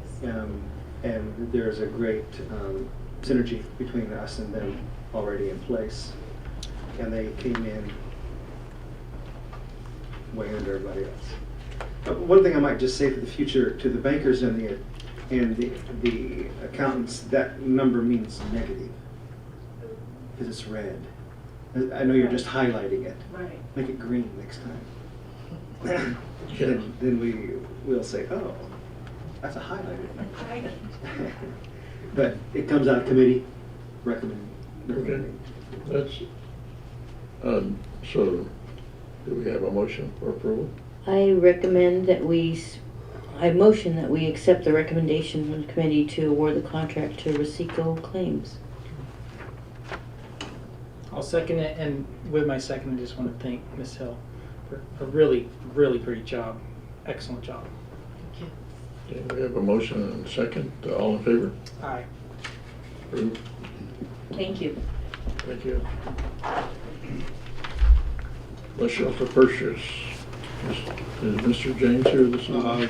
Mr. Chair, no, he's not. He fell ill and came in anyway to try to get through the day. And in the condition he looked, we felt it was best to send him home. So I'm going to go to bat for him tonight and try to provide as much information to you as possible. Mr. James presented the results of a bid that was submitted or sent out looking for 15 bus shelters and 10 additional ones as an option of the contract. 2 bidders were respondents known as Southwest Fabrication, and their bid was $159,461.83. The other bidder was LNI Custom Manufacturing for $163,874.25. Mr. James provided this information to the committee member, Facilities and Equipment Committee, and reviewed the details of this purchase, or actually procurement, with them, noting that the option is included in the award, so as to be sure that the contract will be for 15 with the option for an additional 10 in the future. So we're saying that the value of this award is up to the board at this point in time, but the recommendation is for $159,461.83 to Southwest Fabrication. Would the committee member like to respond to that? Elliot, you've been busy. Yeah. I've been down here like every other day. I feel like I should just bring my lunch now. We need an office for the both gym. No, we don't. I can work from my truck. I'm good. They need some more office space themselves, so I'm gonna make sure that I'll stay in my truck. So, but we did have a committee. I'm the lone committee member on this committee, and we reviewed this. I just want to make sure, because I had this question. 159,000 from Southwest Fabrication is for 25. So it's the 25. original 15 plus they're asking for the authorization for the extra money to purchase the 10 at some point in the future. It's they're asking for all that up front. So. So that total is 159. That's correct. I did the math, and I was like, yeah, that doesn't quite make sense. Hopefully, if we decide to do all 25, I didn't ask this, can we get it for the lower price? It was, if we asked for it later, it was $113 extra per. So hopefully we can just do all 25. That's what I'd like to do. One of the things came out of committee, and I asked this question, and you'll see it in your minutes from the committee. These, I've been kind of driving around looking. I don't dislike our bus stops, but as you search online of what bus stops look like throughout the country, ours are definitely well made. They're definitely well taken care of. They're built for a purpose, which is industrial. Hey, we want to make sure that we buy the most cost efficient and easy to maintain bus stops we can. That's great. My question is though, we painted our buses pretty colors. We're working on our image. We're investing in infrastructure. Is it time to make a change to our bus stop design?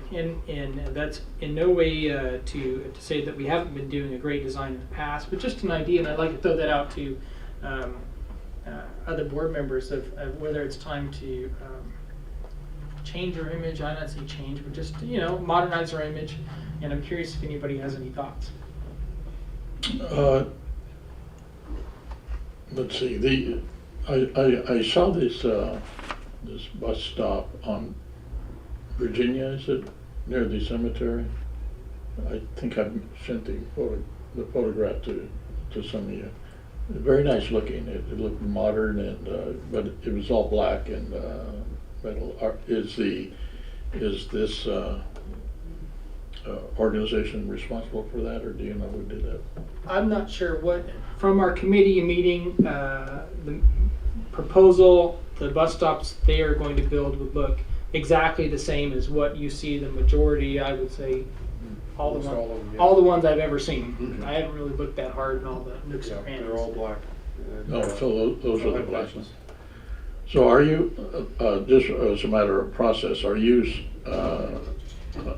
recommending approval for this item, but suggesting a future item for consideration? Is that what we're doing? I think my recommendation would be to, I love the idea of putting these out there, but if there's an opportunity to spend this 160 grand, I'm curious if there's a desire at this time to take a further look at this. Obviously, if there's not, if we all decide that our design is great for right now, but in the future we want to take a look, I'm fine with that too. It's simply to start a discussion, and if the discussion doesn't go anywhere, I'll be quiet, and that my emotion would then be to approve this and move on down the road. I think at this time we should probably accept this right now. I think most importantly right now is getting those shelters out in the community, and in the future looking at maybe updating them, but also though to keep in mind that we're trying to get as many out there as we possibly can, so we have to try and look at costs versus at Bakersfield right now we're looking at putting 30 new bike racks downtown.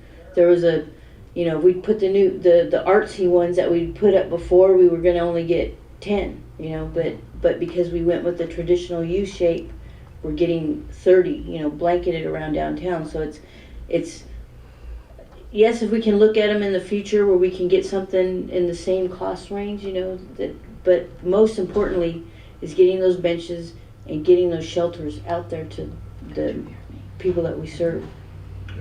Jim? Well, briefly, we're not Oklahoma. We're not ever going to be a place where the weather's going to prevent people from getting to the bus stop, for the most part. We have heat, and nothing we're going to be able to build is going to fix the heat problem. Folks are going to have to bring their own umbrellas. That's just about all there is to it. Our folks at Bark, that, ours is facing west. So as the sun goes down, we're baking. Nothing we're going to be able to do in this town, in my opinion, in the near future, is going to fix that. The best we can do is provide somebody a place to sit down. The black I like because it's harder to tag. So that's my. Fair enough. In that case, I will make a recommendation. Can I make another I'm comment? sorry. Not to dissuade you, but the stops that I've seen along, again, I drove up and down Virginia Avenue and looked at things, and although the actual black shelter does not have our new color scheme and so forth, the actual sign, the sign does. So that ties in, I believe, with our color scheme. So I think we're covered in that sense for now. And aren't some of the shelters like double-sided, where there's benches on like staggered, and so then if They you can sit on can either down and side. get on, if the sun's coming Get this out of the way. sun, yes. Yeah. Mhm. Absolutely. Okay. Very good. In that case, I would like to make a recommendation then to purchase all 25 bus stops at this time, and I'm curious if anybody agrees with me. Second. Okay, we have an approval and a second. All in favor? A motion and a second. Aye. All in favor? Aye. Aye. Okay. Thank you, Elliot. Excellent work. Revised board meeting dates. Move to approve. Second. All in favor? Aye. Aye. Okay, thank you. February 26th, financial position and results of operation. Again, Mr. Chair, hello. I'd like to go through the results of operations and revenues and expenses through February 29th, 2016. Page 1 is the net asset schedule. I really don't have anything to bring your attention in that regard. It's fairly consistent with received funding in the Federal Transit Administration, also from the TDA, just collects some additional funding we had set aside for this year.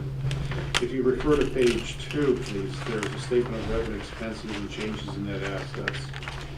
And I'll go right to the heart of the matter. We got our ratio to 20.26% year-to-date. And again, I'm focusing on the year-to-date. We had, again, October, if you recall, was a period where we had a lot of sales of passes by the agencies. It happened again this past period. So it's bolstered the ratio. Okay? So long as that continues, that certainly would be helpful. Okay, because as you can tell, the fare box recovery, the fare box revenue, we're only down 2.9% from what we had budgeted at this time. Of course, paratransit, we're down 11.545%, and again, that's a demand situation. Things may get improved, but also what's nice too is our expenses are down. Operating year-to-date expenses in total were $16,419,240, as compared with the budget of $18,356,934. So there's total up greater than 10% less expenses that are going on right now. So that's plus, and we're hoping this continues. We see better economy. Okay. Which means obviously less expenses, more revenue, less subsidies. So we don't have that much more to draw on. Again, if you look at TDA funding, we had budgeted for $10.8 million at this point. We only needed 9.2. So that's a 14% reduction off that. That goes to that savings that I projected for the TDA claim. So wherever the actual comes in and it's in our favor, it just bolsters the reserve numbers. So. Okay. Can I ask a question on that? In a lot of these large organizational systems, let me just put it politically correct that way, by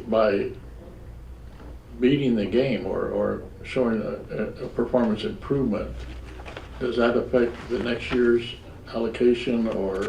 No, it's allocated by attitude? population. It is? Yeah, by Okay. population and by revenue. Okay.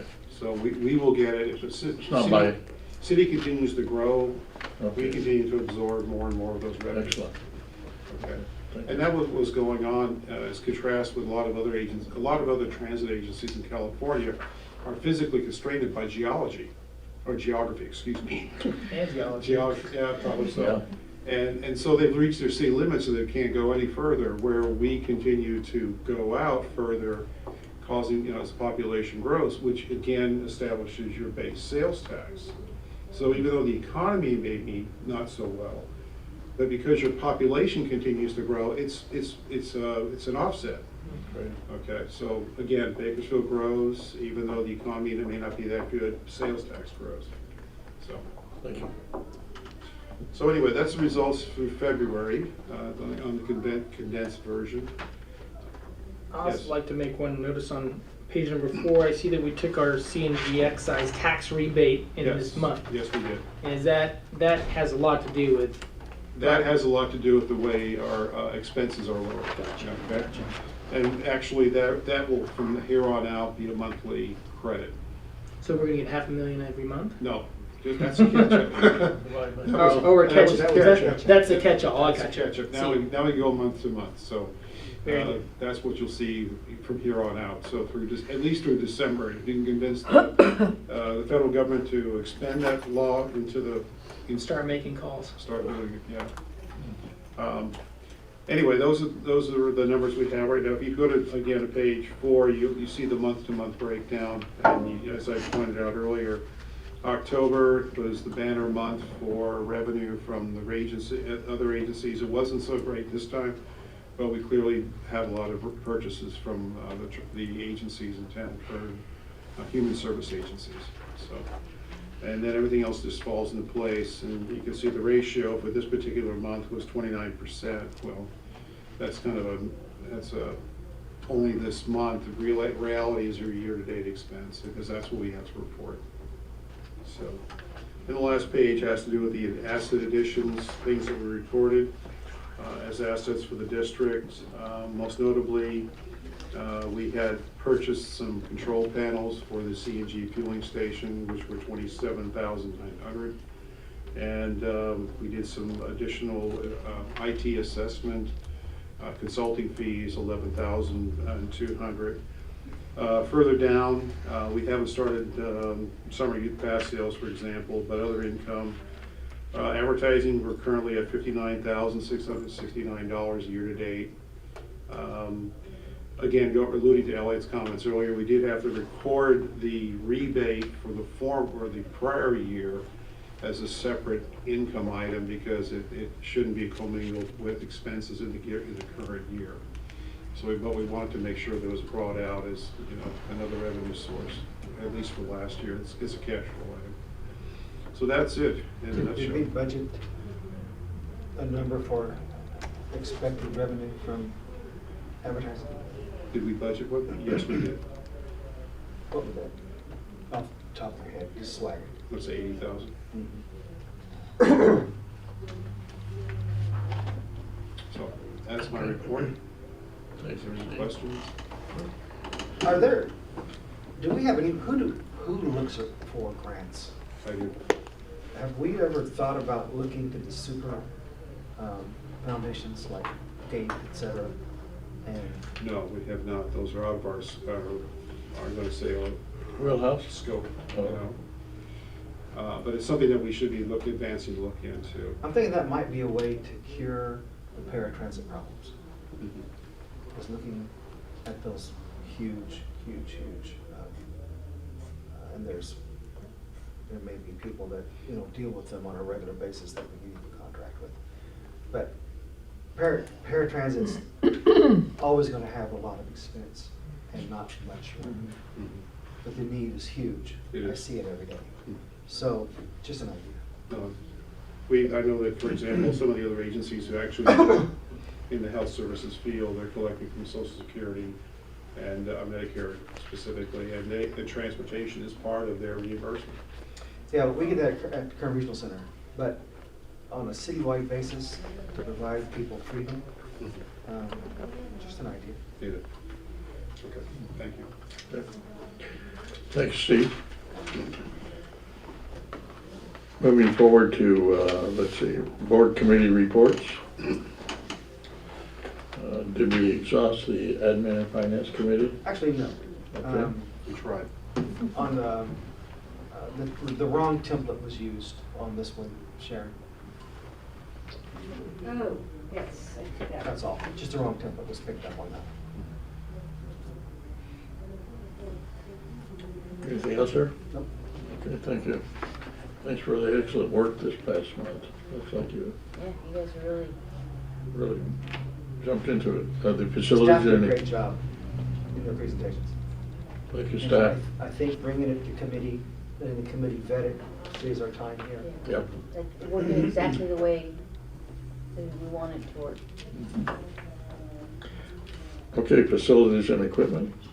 Mr. You heard me talk plenty. I'm excited to get a new member, our new board member. I'm really looking forward to Great. yeah, your years of experience, and it's going to be great. We've got a lot of very important things to take a look at, and I'm excited to serve on that with you. Thank you. Yeah, I don't know if you had been informed, but we made an executive decision and assigned you to that committee. Okay. We had an opening, and so, yeah. Congratulations. Welcome aboard. See what happens when you're not around, you get voted on. Okay, external affairs. Let's see, this is the new assignment of committees, no? Or yes? Who, am I the external affairs? I believe I'm still on that, yes. We had no meetings. And then the marketing is, Yeah, we had no meetings, okay. or the operations and development. Okay, or operations and service, all right. Future agenda items and board comments. Let's start with Cindy. Okay, thanks. I have a couple of things. One, I would like to get, Emery, if there is any data on how many people actually ride downtown and disembark downtown and don't get, I'd like some data on how many actually transfer there and who actually comes downtown and stays either to go to one of the government buildings or to work, or that don't transfer. Is there any way of getting that type of data? I don't think we could get information on how many are staying down there, because we have the boardings and the lightings, but then if they're alighting, then they might be just walking over and boarding another bus. But I don't think any surveys have ever been done that actually would ask the people, are they staying down there? Okay, the reason I'm asking is just because of the high-speed rail issue that's coming up is if our transit station was moved from that area where it's at right now over to the hub, whether it's here on F Street or over by the Amtrak, then we'd have to have, like I'd said, some sort of, I think they call them circular or circulated to get people maybe from the hub through the hospital corridor at San Joaquin, through the hospital corridor at Mercy, over to the city buildings and then back again. So I was just curious if we knew how many people came downtown and stayed downtown, or if they just used the transit center as a transfer station. The other thing I have is, Steve, how is your hunt for help? We're narrowing it down You're quite narrowing it quickly. down? Yeah, we interviewed one more person this past week. Okay. Steve is looking for Finance administrator. finance administrator. Take And over my job. that can't happen, but and would they be? In case you were wondering. Would they be in charge of like or not in charge, but help out, as like Jim was pointing out, Yes. going out and finding grants that, Yes. that are out there? Many things, primarily would be grants, maintaining and looking for new grants, plus maintaining all the required reporting for existing grants, and work closely with procurement and with other managers in the process of expenditures through federal funds and other funds. She'll or he will also be involved in the disadvantaged business enterprise activities, outreach programs within Bakersfield. Surprisingly enough, we have a very low percentage of participating DBEs in this part of the valley, especially because when we get into, like Mr. Dean was here earlier, trying to get some support. So I need somebody more on a regular basis to do a lot more outreaching than we're doing right now to encourage people to become certified. It's a difficult, arduous process that Caltrans puts before them, along with audits and everything else. So it's more intimidating than anything else, but hopefully he or she will get that done. Also involved in insurance. We are involved in various insurance pools. Again, bringing that person into that area as well. So they'll be quite busy when they get going. So. Okay, thank you. Sure sounds like it. Thank you, Cindy. Elliot. Thank you. At the last board meeting, I asked to have a stop looked at on, I think it's Manor, way up by the church. It's called, what the name of that church? Canyon Hills Church. Looked at, and I just want to make sure that I got to the committee, or if you guys are in the process of looking at that. Yeah, I don't have an agenda yet for a future committee. I think we're waiting to get, I'm the only one on the committee right now, so that may be another committee that. Sworn in. What do you think? I think you will. Okay. Yeah. I believe you Yeah, were so you are assigned that, Greg. assigned. Okay. In fact, I know you were. So yeah, if we You may can, be assigned. if we can get that We had to fill it up. on the next agenda whenever our next meeting comes up. That'd be great. I appreciate that. Thanks. I just want to just thank, hearing about the high-speed rail, I think is a good, is a good thing.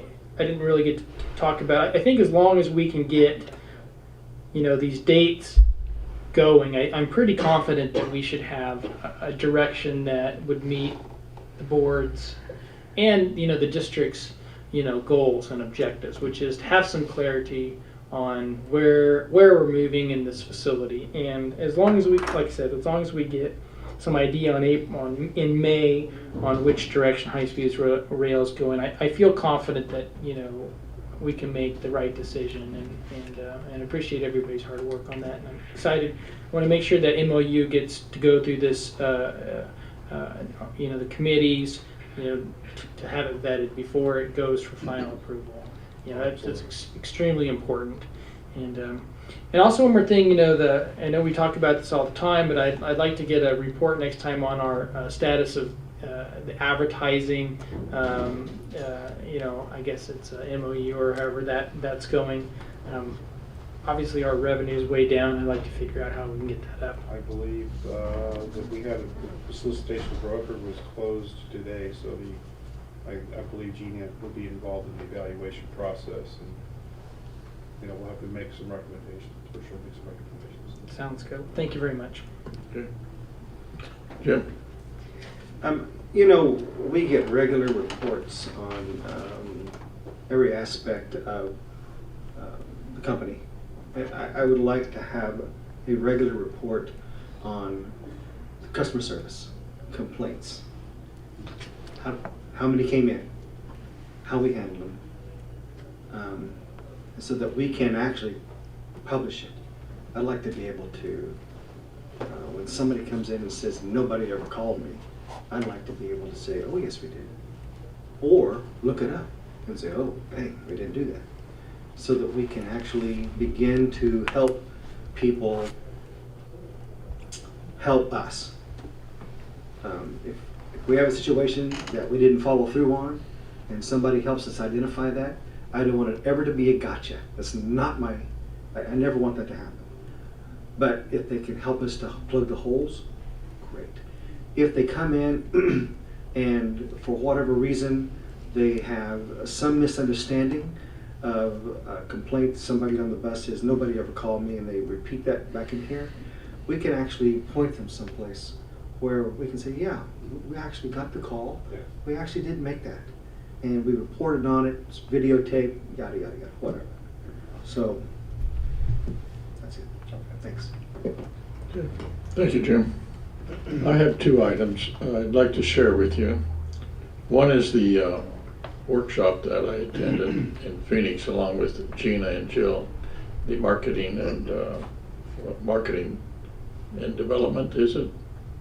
It's marketing. Marketing workshop is very enlightening, very eye-opening about the how organizations around the country are operating in the context of page 5 revenue ideas, marketing, and building organizations.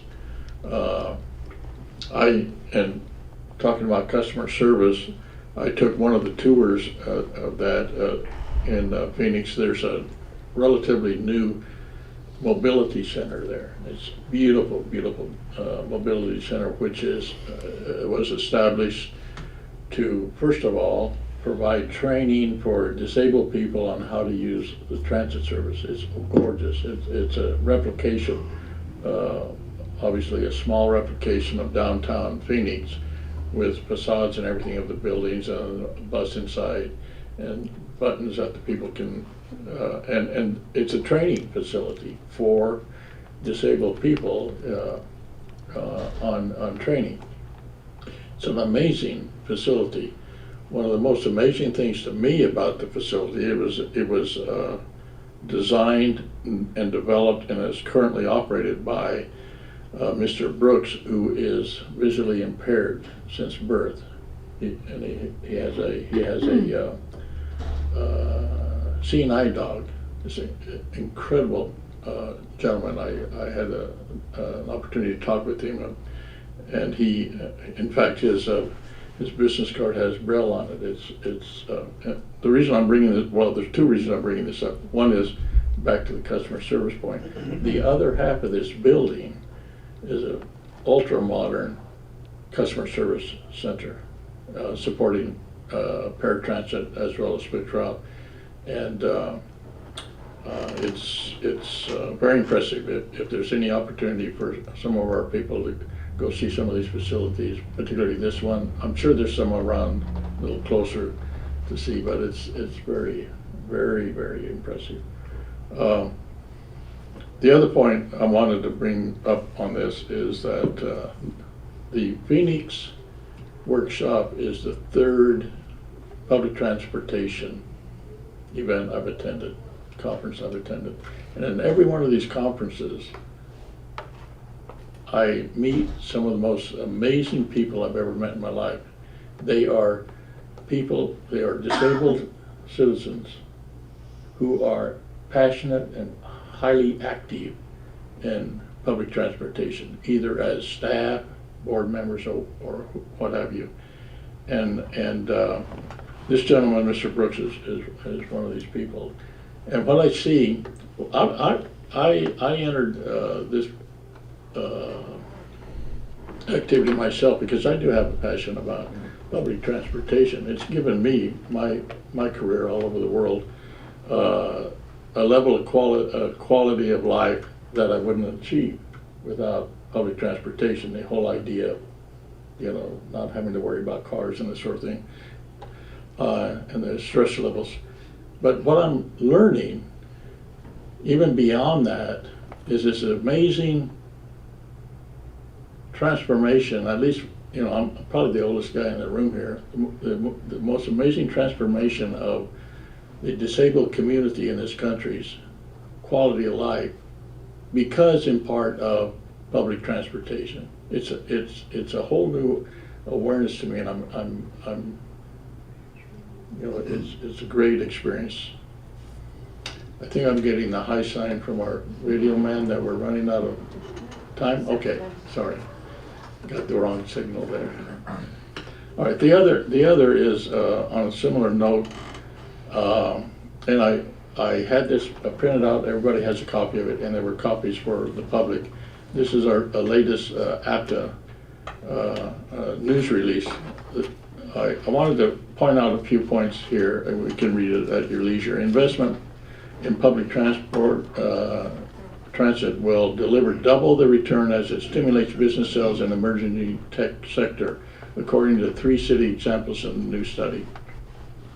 I'm continually learning and finding examples on how the investment in public transportation, or public transit, I should use the proper term, is in fact continuously and being proven that it brings back a return of at least 2 to 1 to the local economy, and in some cases 2 to 4. In other words, $1 spent in public transportation is bringing back into the economy in terms of jobs and economy fourfold. Case in point, one of the best cases that I've been aware of for some years is San Jose and Silicon Valley. That entire area, the cornerstone of the development and success of that area has been the public transportation and the international airport that was established there. So this study points that out, along with Austin, Texas, which has become a kind of a how would you put it, a cowboy Silicon Valley with a twang to it, and Durham, North Carolina, and these other areas, Phoenix, Denver, Pasadena, that I've been to and seen are other examples.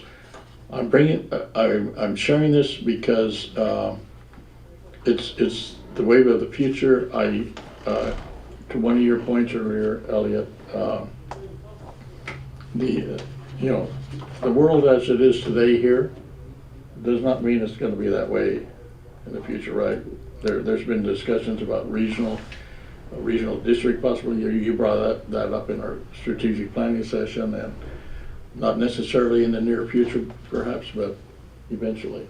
So, just for everyone's information. Okay. Thank you. Can I say just one last thing here about this? We have a situation in Bakersfield in Kern County with the coalition that I helped start called Voiced. Voices of Integration Communities Empowering the Disabled, okay?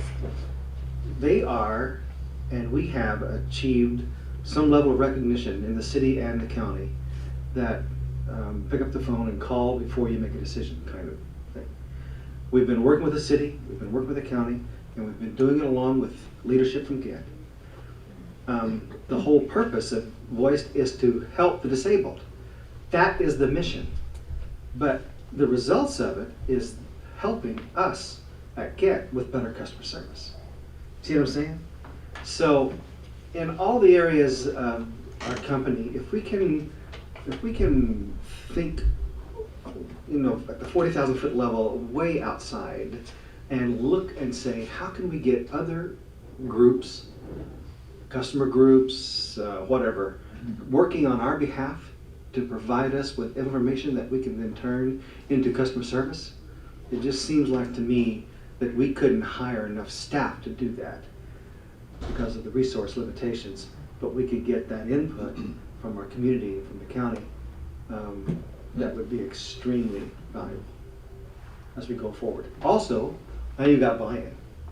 You got people who are saying, look what I helped to do. Yeah. See what I'm saying? Yeah, pride of ownership. Exactly. My favorite motivational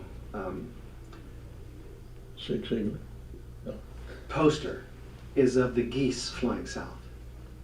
And the line says, it's amazing how far you can go when no one cares who gets the credit. Because the point geese changes throughout the whole flight. And they can fly 7 times farther than just one goose by themselves. So that's the purpose of my request tonight. And the things you were talking about, on the customer service level, I'd like to see. I think that's a problem that we as a board want to continue to address, not only externally, but internally. So that's it for thanks. Thanks, Jim. Ellie? Mr. Chair, I have a couple of comments. Yes. On behalf of Karen. Current events mostly. I just want to let the board members know on March the 4th, we had Proterra Electric Bus here to demonstrate their latest model of electrical applications in bus design. March the 8th was Maintenance Appreciation Day. We had the maintenance staff go out and cook hamburgers and whatnot for the mechanics and supervisors and the cleaners and so forth of the buses. So that was a nice event to happen. This Friday is a bigger event in a sense, more people. We Driver Appreciation Day. Expect to have most managers down, most of the stops. We'll be handing out cards of appreciation. We'll get customers to do likewise. We want to show them that the drivers mean an awful lot to a lot of people in this community. So it's a very important day for us. What, excuse me, when is that date? This Friday, the 18th. This Friday, yeah. I think that's On March the 30th, it was discussed earlier about the visioning, about the visioning group that was supposed to be hosted here. So that'll be the first round of activities going on in that regard. Although I think they've already had one meeting in the city. So What time is that? the time is 12 to 1. Yeah. April the 11th, we have a major celebration. We have a driver who's retiring. He's been here over 35 years. Started in November of 1980. Her name is Catherine Horton. We're going to have a celebration for her on the 11th from noon till 3 o'clock. We'll be serving food and commemorating and do all kinds of hijinks to enjoy, see her as she leaves us for the last time. I think it's been a while with Catherine. She likes to do her job. She was written up more recently in one of the Bakersfield magazines. Major article on her just doing her job and how well she does it for the district. So we'll be happy to join her then. And then on the last piece we have on Thursday, April the 14th, we have again the visioning aspect, only the stakeholders meeting.